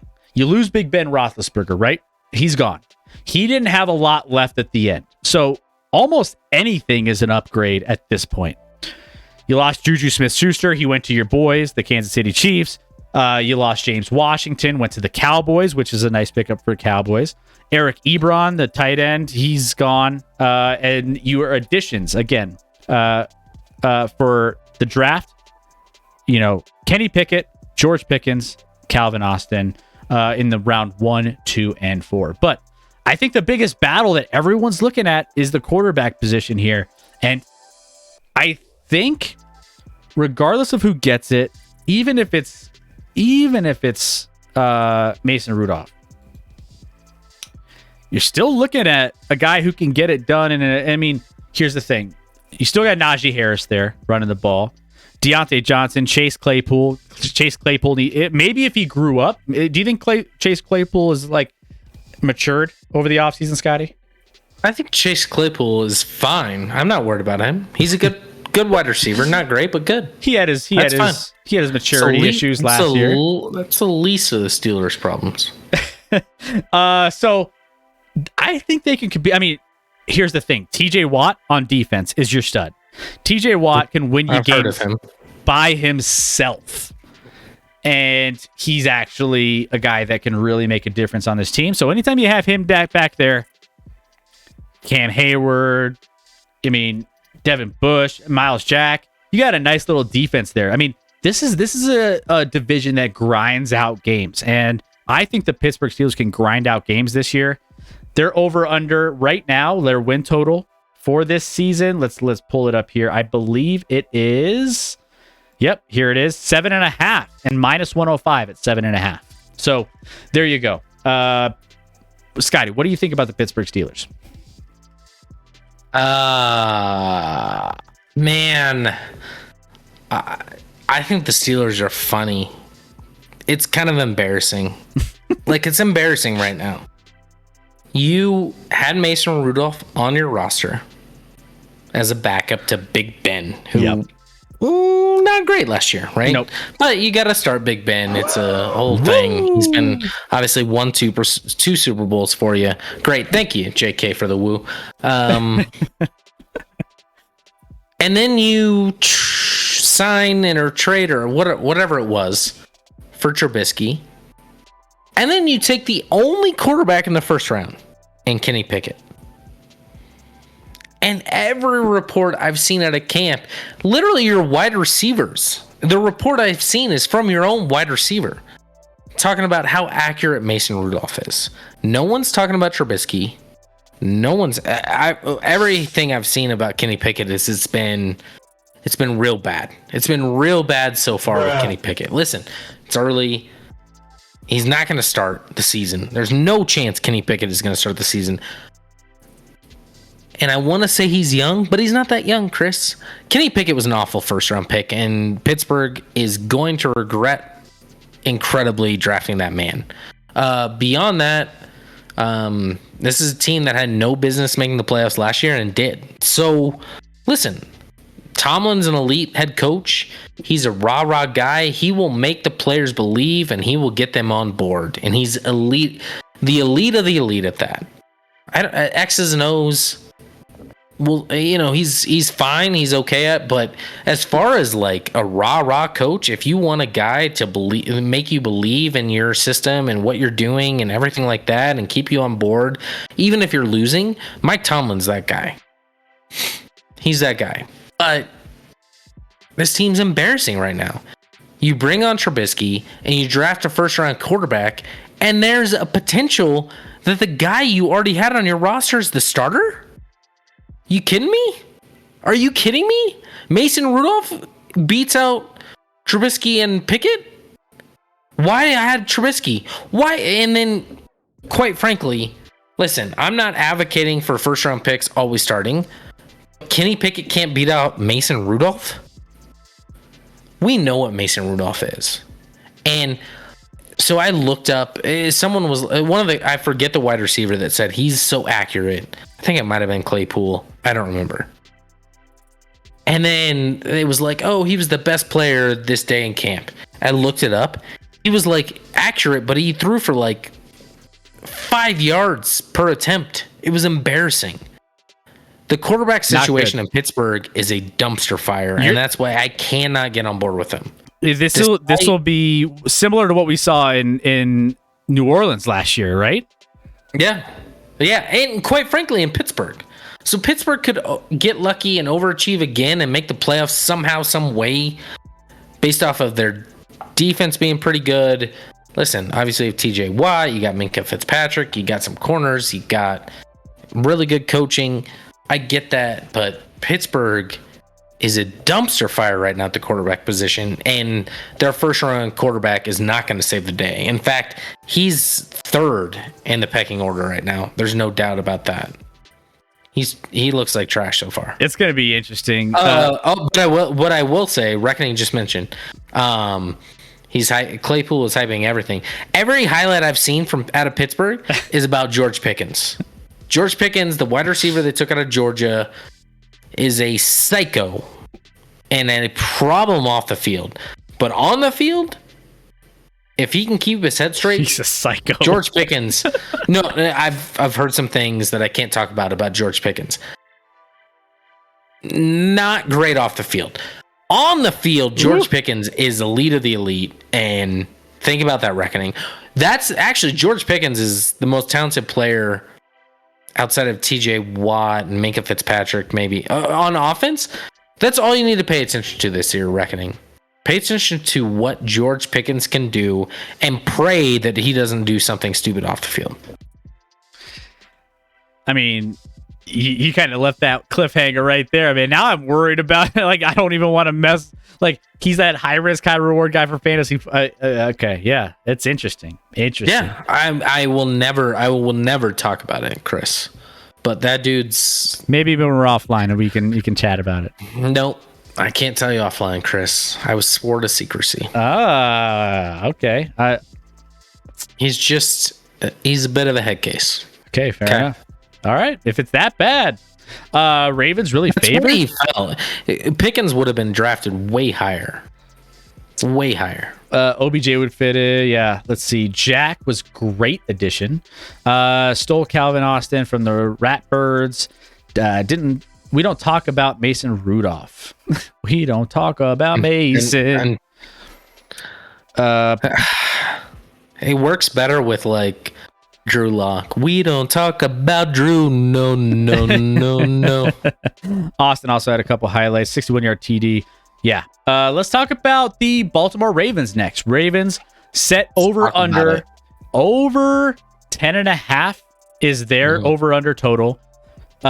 Plus 100 for the over. So you're getting plus money for being able to get the Ravens to win 11 games here. So there's that. Now, the Ravens are favored to win this just slightly over Baltimore, which is kind of crazy, but you're also getting J.K. Dobbins back, Gus Edwards back. They got Mike Davis in the offseason. So they have they're obviously going all heavy on the running game, right? They're a running team, run first. They love that from their quarterback, Lamar Jackson. That's what he does.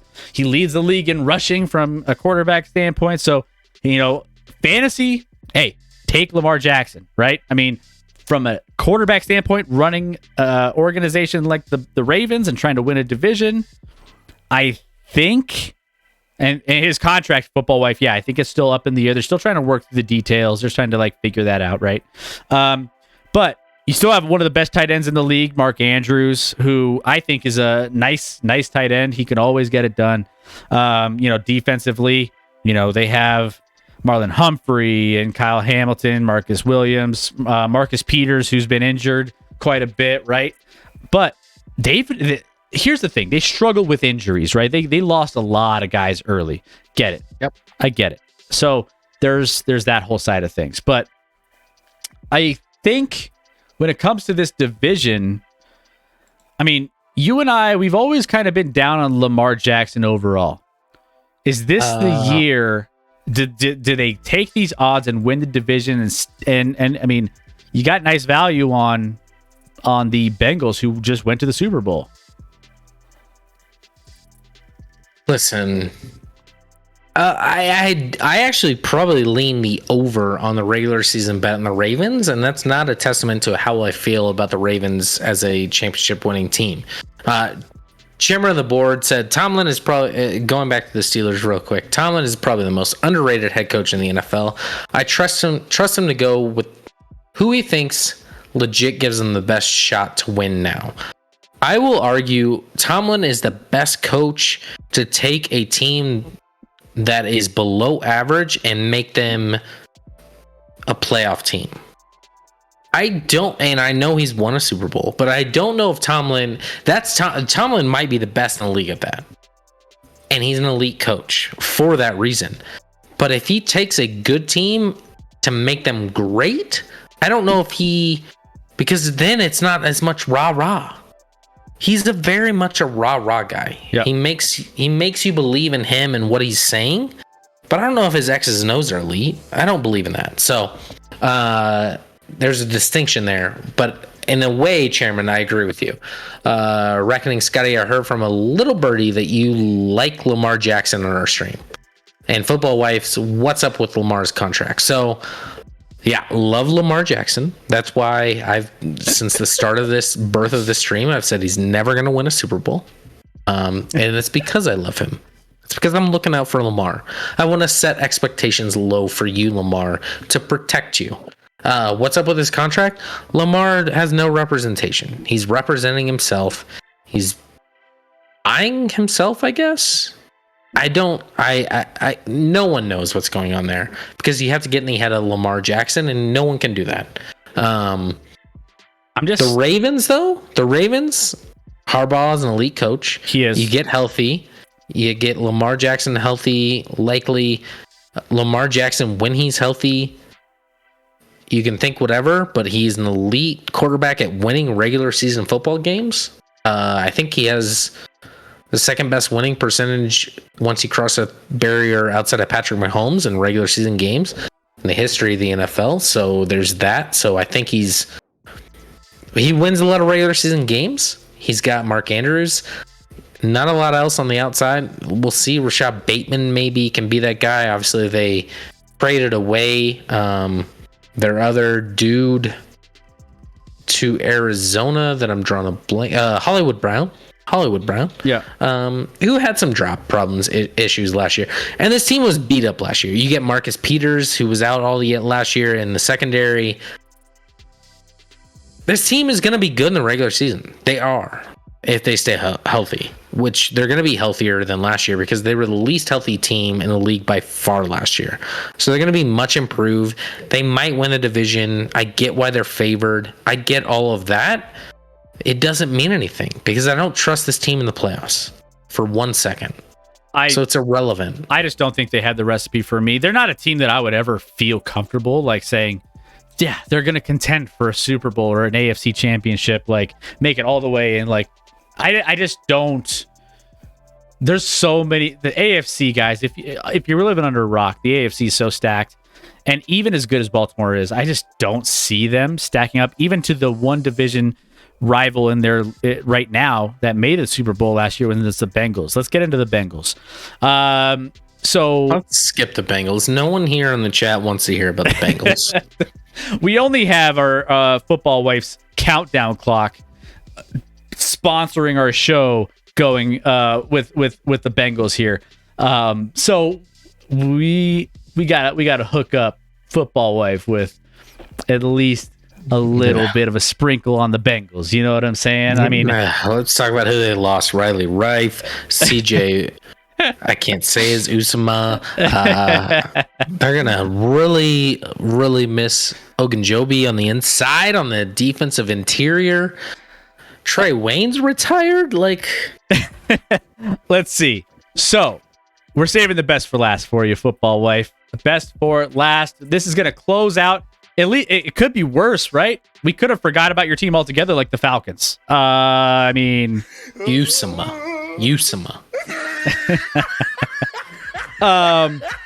So big year for the Cincinnati Bengals last year. Now, Cincinnati Bengals had a lot to look forward to, right? Going into the season, and they exceeded those expectations. They have even more expectations going on this year. So they got Lael Collins from the Cowboys, offensive lineman, which again was a big piece of what they were struggling with in their entire season, right? They were having trouble on that offensive line. They went out and got Alex Kappa, Tampa Bay Buccaneers. They got tight end Hayden Hurst from the Atlanta Falcons. So they kind of filled that spot with Uzoma. Uzoma says reckoning. Yeah. Well, we have some people saying Uzoma, and then we have other people saying Uzama. So I don't know what it is, guys. And quite frankly, he's not good enough to care that much about. Yeah, Hayden Hurst is the one that they replaced and they got from Atlanta. So, Joe Burrow, obviously, he had his injury-shortened rookie season, came back.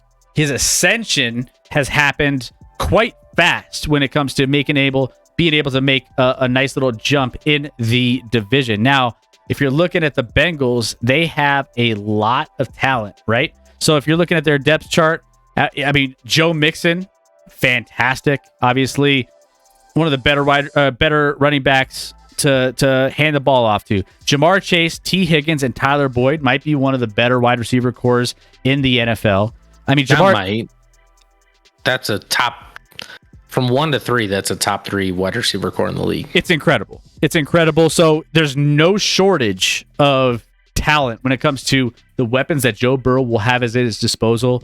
You have a lot of improvement on that offensive line, as we mentioned, with Lael Collins and Kappa coming in as additions to this one. So keeping Joe Burrow on his feet and giving him time, that was one of the big things that he did not have last season. Their defense, you still got Eli Apple.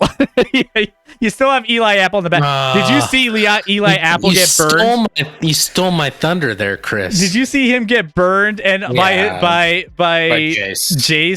Jamar Chase? And yeah, I saw it. Sorry, football wife. You have to deal with Eli Apple. And burned is calling it lightly because he was beat by like 8 yards on that. So he might be a liability, but you can keep him. What's going on with Bates? Bates, I was gonna get into that, but go ahead, dive in. Bates is actually, go ahead. Yeah, over under 9.5 wins, minus 130 for the over. So 9.5 is a number casuals are gonna see that and bet the over 100 times over, right? Like, so that number scares me, and that scares me in general with the Bengals. Like, why is it only 9.5? The Bengals had a clear issue on they made a Super Bowl with a obvious issue on their team last year, and it was clearly the offensive line. Not hard to figure out, and they, to their credit, addressed it at least somewhat in this offseason. You talked about Kappa, you add Karras, you most importantly get Lael Collins from the Cowboys to play offensive tackle. So you address that in some regard. The offensive line certainly will be better. How much better we'll see, but definitely better than they were last year. And that was clearly the weak link of a team that still made the Super Bowl despite that. With that, I have some concerns. They were in a lot of close football games in the playoffs and won each of those. That's hard to repeat. Okay. Jesse Bates, as mentioned, I believe, by G Girl here. Jesse Bates is concerning. Like, you have an elite safety and you offer him everything reported at least is a incredible low ball deal. He's on the franchise tag this year, so he can't go anywhere, but you're holding him captive. He's not anywhere near training camp. To me, it's not concerning that he hasn't signed. It's more concerning the reports of how bad of a deal he was offered, reportedly. It could be wrong, but it sounds like Jesse Bates was underballed by a Bengals, don't take this the wrong way, football wife, by an organization that is known to be one of, if not the cheapest organizations in football. They're not known for paying their players. Listen, yes, they're going to take care of Burrow. Burrow's not going anywhere in my mind. I'm not worried about that, but like some of those side pieces, like a Jesse Bates, who's incredibly important to that defense. You got to pay. You got to pony up a little. You got to pay. And they're at times hesitant to do so. I don't get it with the Jesse Bates thing. Like, at least offer him a realistic deal, because then it doesn't look bad if he doesn't take it. But to offer him what is reported out there is kind of embarrassing, quite frankly. And I don't blame Bates for being mad at all for that. Now, saying that, the Bengals, you talk Mixon with Chase and Higgins and Boyd, that's stupid. Hayden Hurst can be fine replacing he who will not be named, the tight end that left the team, that there's debate in the chat on how to pronounce that name, so I'm not even going to try because I'll be wrong regardless, Chris. Yeah, we're great at pronouncing names on this show. The offense is going to be great. The defense played pretty well down the stretch and got hot at the right time. Eli Apple is literally the worst re-signing I've ever seen. That's a problem. Eli Apple shouldn't touch a field this year for any team, but here he is somehow re-signed by the Bengals. So the Bengals are going to be very, very good. They're going to make the playoffs. I won't guarantee that they're going to win this division, but they will make the playoffs. What they do in the playoffs, the AFC is so stacked, Chris. It's hard to say. It's about timing, it's about luck, it's about a lot of factors at that point. Do I think they're gonna make the Super Bowl again? No. But saying that doesn't mean I think they're gonna be a worse team. It just means like it's obviously hard to do that even if you're really, really good from year to year. It's going to be a gauntlet no matter what team you are in the AFC. When it comes to sleepers and breakouts, keep an eye on Hurst. He's a first-round pick in 2018. Season removed from 56 catches for 571 yards, 6 touchdowns in Atlanta. You know, he's going to get a nice little step into Uzama, I think, right? I said he who will not be named. He was underrated last year in this offense. So, but also keep an eye on Mixon. People are going to be overdrafting Mixon a ton. He had a lot of touches last season, and we've seen what happens when you get a workhorse running back with a lot of touches. You have, injuries that really start pouring on. So Mixon had 419 last season. Maybe wanting to just keep an eye on, drafting him too high if you're, in certain rounds, because, he's going to get a lot of usage. But they also have a way to stretch out the field and kind of open things up for him. So I do like that upside more so, in my opinion. But just keep an eye on the usage, right? Keep an eye on that. But let's see. This is going to hurt to say the Steelers are the new Bungles. Ownership is not willing to pay for good assistants while keeping the head coach around for too long. Totally reckoning. It's interesting. We've got a lot of Steelers in the chat in last year and this year talking about wanting to move on from Tomlin. And I don't get it. That's super interesting to me. I'm not. I guess you have to be there, maybe. I like Tomlin. To me, I said I don't know if he takes good to great, but he takes okay to good, which is kind of what the Steelers are a lot of times. I mean, what he's done with Antonio Brown and masking that, and Roethlisberger and getting success out of Roth. He hides a lot. He puts Band-Aids on things that you don't necessarily think are Band-Aid or think are an issue until a year later, and you're just like, man, he really did a great job with that. And you're just like, maybe you have to be there. I didn't even see that. I said this without seeing Chairman's comment, and Chairman and I are always on the same board, but he's like, I didn't know Tomlin lost the faith of the people in Pittsburgh. LOL, interesting. Yeah, like, I feel like Pittsburgh needs to get a dose of, like, an awful football coach. Like, because they, historically, you know, they went from Coward to Tomlin, like, and before that, like, they don't often move on from coaches, and they have a ton of great coaches in their history, so they haven't had a stretch of like bad coaching hires. It's mixed. Maybe it's time. You have people who think he's a top 2 coach, and some who thinks he's always been trash. That's a big discrepancy. That's like, I was like, can we put him somewhere in the middle? That's a huge difference there. Reckoning. I've never ranked coaches, and people often don't, but Tomlin's gotta be top 10. He has to be top 10. Yeah, easily. If he, 100%. So, all right. So that's where we're at with these divisions. We have 2 more divisions to wrap up coming up this Wednesday. We have a lot of news coming up this Wednesday, but we have the 2 really competitive divisions, AFC West, NFC West, coming up this coming Wednesday. Scotty, I think it's going to get a little fiery with like the Broncos, Chargers, Chiefs, and Raiders. We have a lot of fans of all of these teams coming in all the time. So especially the AFC West will be nice and fiery. I think it'll be a lot of fun. You guys will enjoy it from a viewer standpoint. I guarantee that. And we will have a lot more for you then. Then we're going to be getting into fantasy football stuff. I know you guys have been asking for it, and we want to give it to you. Fantasy football rankings, quarterbacks, wide receivers, running backs, how to draft. We did this last year, Scotty, of like, you know, what our strategies were. Now we're going to have our own fantasy football league within the Action Lab here where you guys can join in. So you guys might be a nice time to take some notes and maybe get a little bit on the early side of your drafts. Or I'm just going to lie in our fantasy projections completely to trick you guys. And we're going to... Who knows? And guys, what's going to happen? We're still working out the details of how we're going to build those out, but we're going to have a Survivor League. We're going to have a Pick'ems League. We're going to have everything.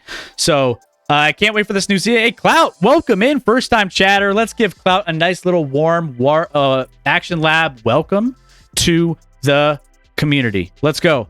I can't wait for this new season. So many changes, especially with the top quarterback change. My favorite team is the Eagles. I cannot wait. Ooh, Eagles. Go Eagles. We talked about the Eagles a little bit ago. Little Hassan Reddick is who he's looking forward to the most. I like that. Yeah. I like that. Guy that can get after the quarterback.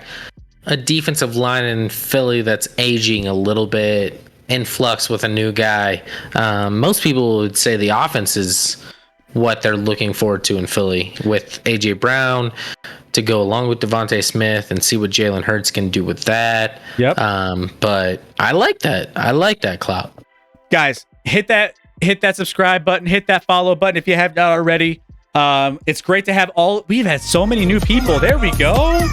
Ooh. Let's go. Welcome Thank in, Clout. We have a lot of Philly fans in here, so that'll be fun to talk Philly football for the rest of this season and see how they end up, navigating the regular season and into the playoffs. So excited for that. How often are the streams? We are live. By the way, I'm Chris. This is Scott. We are live every Wednesday and Sunday. So make sure you join in evenings. We start at 9:30 Eastern and do evening shows. So we're going to be gearing up for the NFL season a ton. We're just wrapping up all of these division previews and getting into some fantasy football stuff. It's going to be a lot of fun. 38 days, 15 hours, 40 minutes, and 54 seconds for the NFL season. So let's go. Roughly. It's not exact. Every Wednesday and Sunday night. Yep.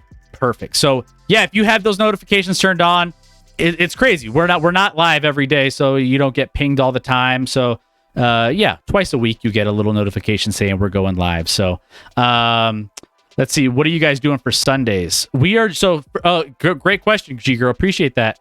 We are doing NFL watch-alongs for Sunday Night Football. We've done that the last 2 seasons, and we are going to continue to do that. We do Sunday Night Football bingo. We gift out subs to the channel so you can have all the fun perks of having all of the, ads taken away, and you get all the emotes and everything else. So absolutely, that's going to be what we're going to be doing moving forward. Every Sunday Night Football, it's going to be absolutely a blast. If you haven't been here for it, you will enjoy it. So thank G Girl, and it's going to be a lot of fun. So one thing, now that you guys are in, we need to wrap up the show, and we only do it one way with something that really fires up Scotty. So Scotty has a segment coming in hot. If you haven't seen it before, you are in for a treat.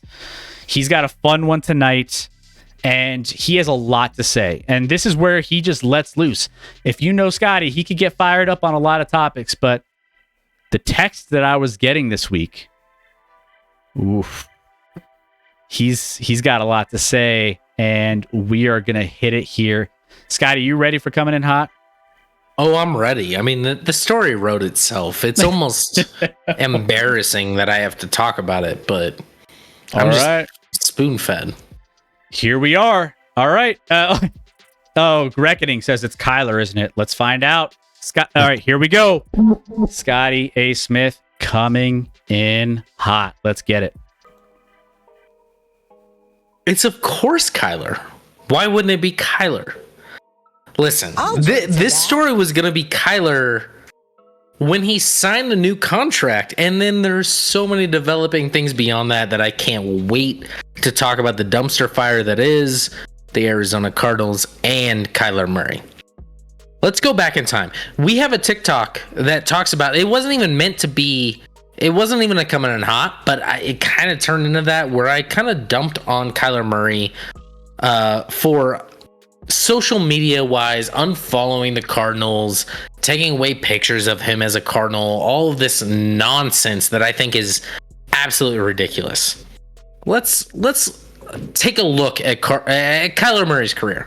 Kyler Murray, the number 1 overall pick in the draft. So kind of big expectations, right? If you're the number 1 overall, you should be pretty good. You should develop into a very elite, or if not above average, quarterback in this league. Let's take a look at this. When Kyler Murray unfollowed the team after 3 years, it was his first time making the playoffs. Congratulations. How did he do in that playoff game? They lost 34-11 to the eventual champion Rams. No shame in losing the Rams, 34-11. Let's talk about that game.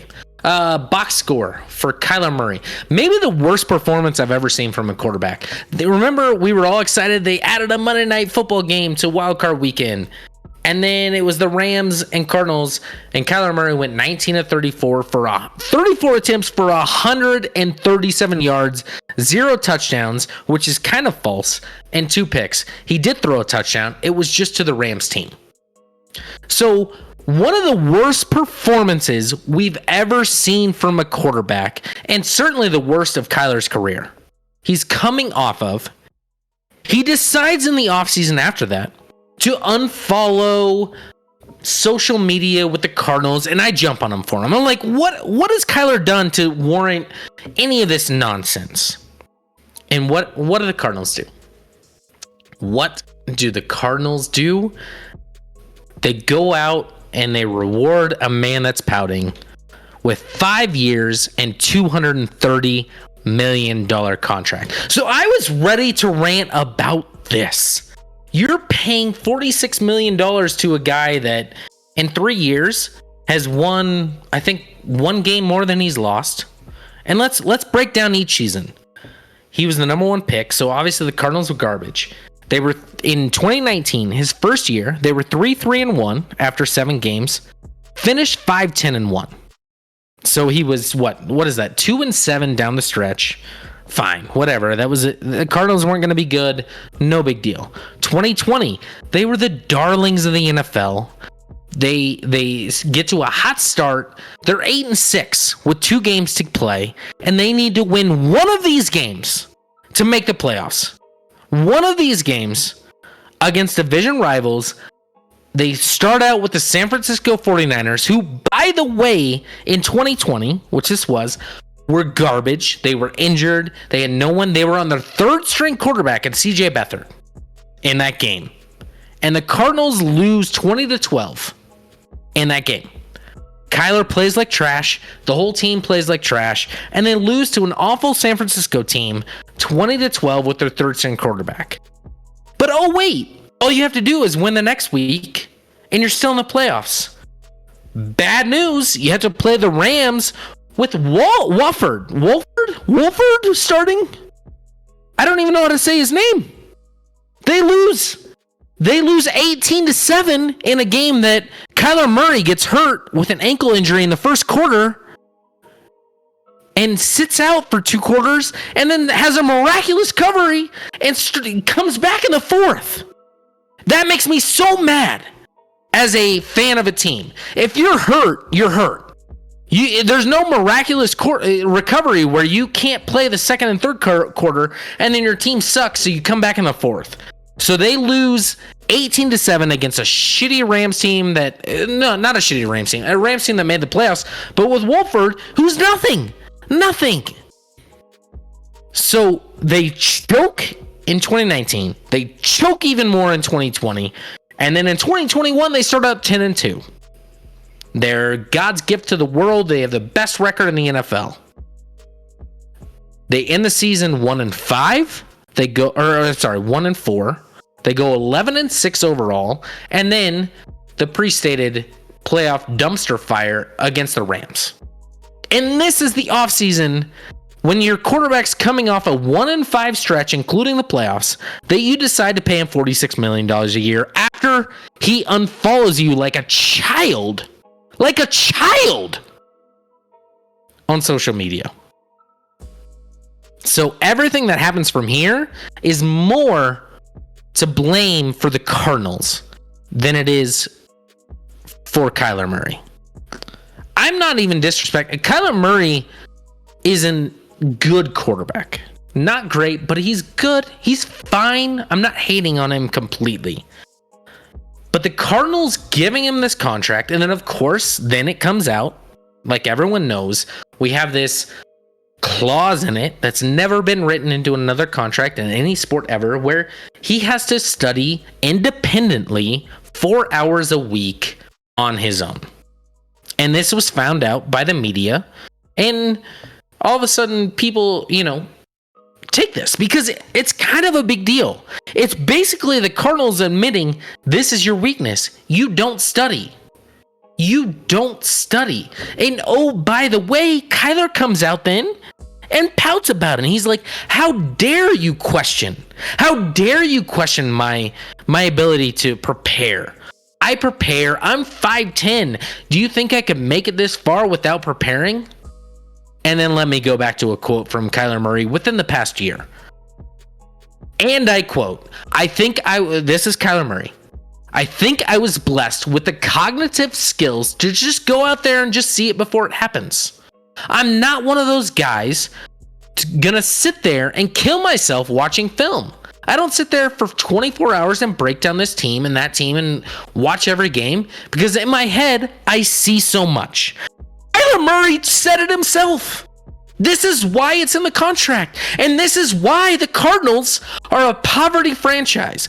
And we're so desperate that they drafted a okay quarterback because they remember the ghost of Josh Rosen or the ghost of Matt Leinart. They've never drafted a good quarterback in their history. The best quarterback they've drafted is probably Jake Plummer.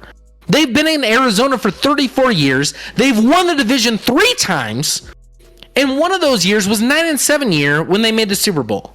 They made the Super Bowl in a 9-7 year. That wasn't even a very good team. They just got hot at the right time.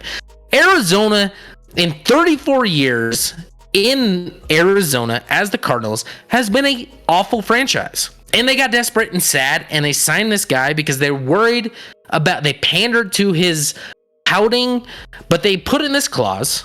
And then Kyler, whether he knew about it or not, I don't care. He's pouting about it. He goes to the media about it. And what do the Cardinals do? They decided to remove it as if it didn't exist. It's already over. This is like them removing it is like taking the movie Titanic or the real life Titanic and being like 50 years after the fact, being like, everyone knows what happened. Why don't we just dive down and add more life rafts so that everyone can get away and not die? It's too late. It's literally like recovering something that already is done. They're dead. It's over. We know. Charles Barkley recently in an interview put it perfectly. And Kyler Murray doesn't have the awareness to get this. Because instead of getting upset, the first thing you need to realize when something's said in the media is it true? Is it true?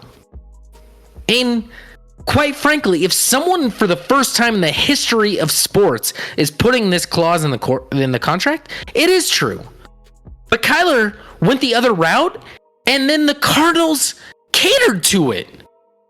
This franchise has failed beyond any franchise I've ever, like on the grounds of the Browns this offseason. Those two franchises are so desperate to cater to a quarterback that they have lost their damn minds and in the process embarrassed themselves, their quarterbacks, everything along the way. And I know I've gone on for a long time here, Chris, but this is such a dumpster fire, and it's so hilarious to me. I laugh at it.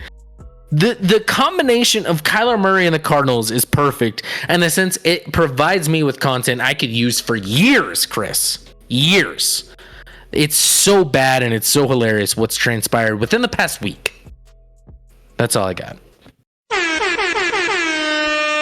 Wow, man. You took that and you nailed it. There was a lot of people. I was keeping tabs on the chat. Everyone says you nailed it too. It's true. You want to know what was the most cringe thing this week? Was when Kyler came out, and I think you saw this interview where he was talking about how he was like, oh, look at me. I went undefeated in high school. I did this in college. I did this. I won the Heisman. I did this. And I was like, you know how cringe that sounds for someone who hasn't done anything in the NFL yet? Like, it is so bad to like listen to that and hear all of the things that he was like, oh, I've made it. I've done all these things.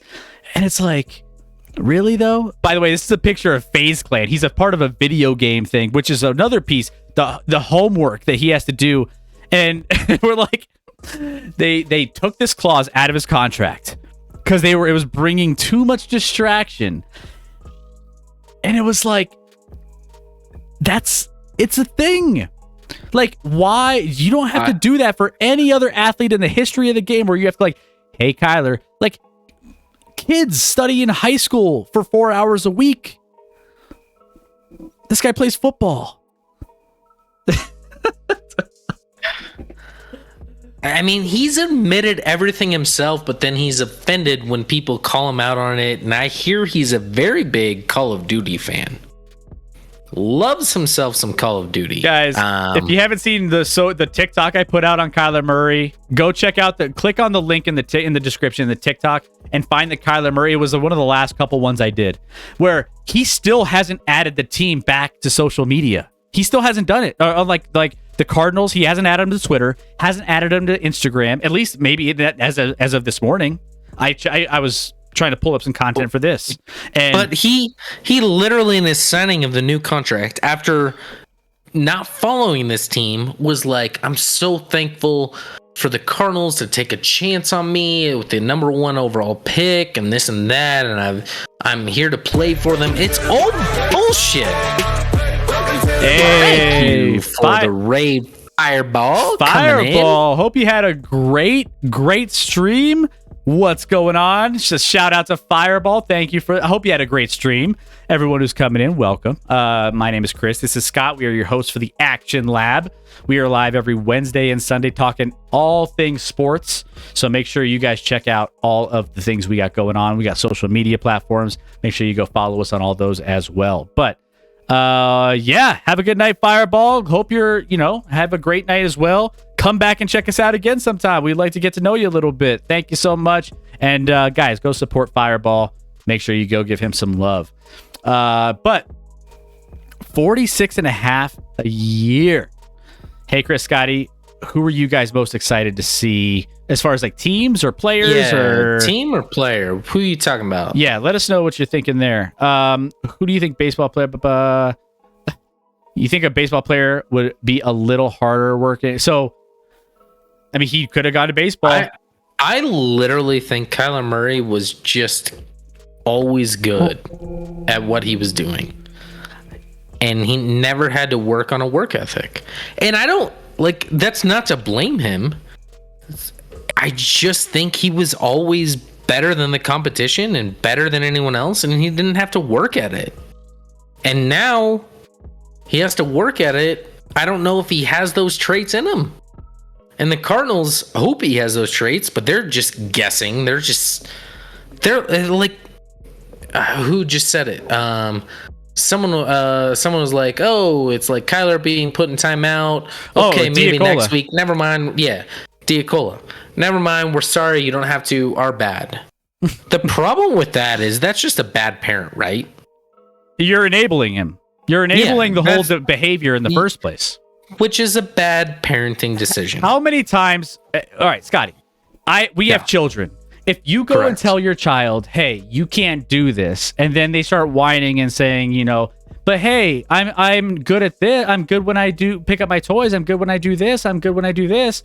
Okay. All right, fine. I'll let you do this. Like, if it's a bad behavior in the first place, you're only enabling that to keep happening, and you're just getting yourself into a bigger hole than you already were in the first place. Yeah.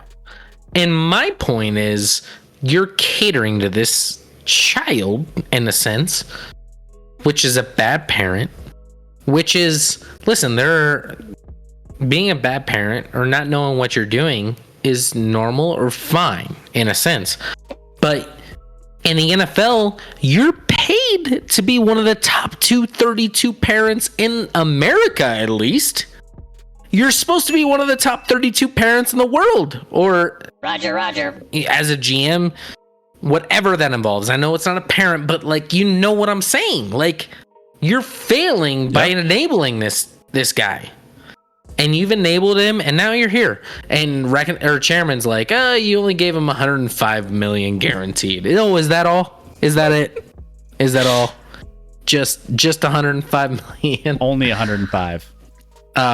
Clout said, what did he say? Oh, your favorite teams to see. Oh, yeah, favorite team. So Clout, yeah, and everyone who's coming in.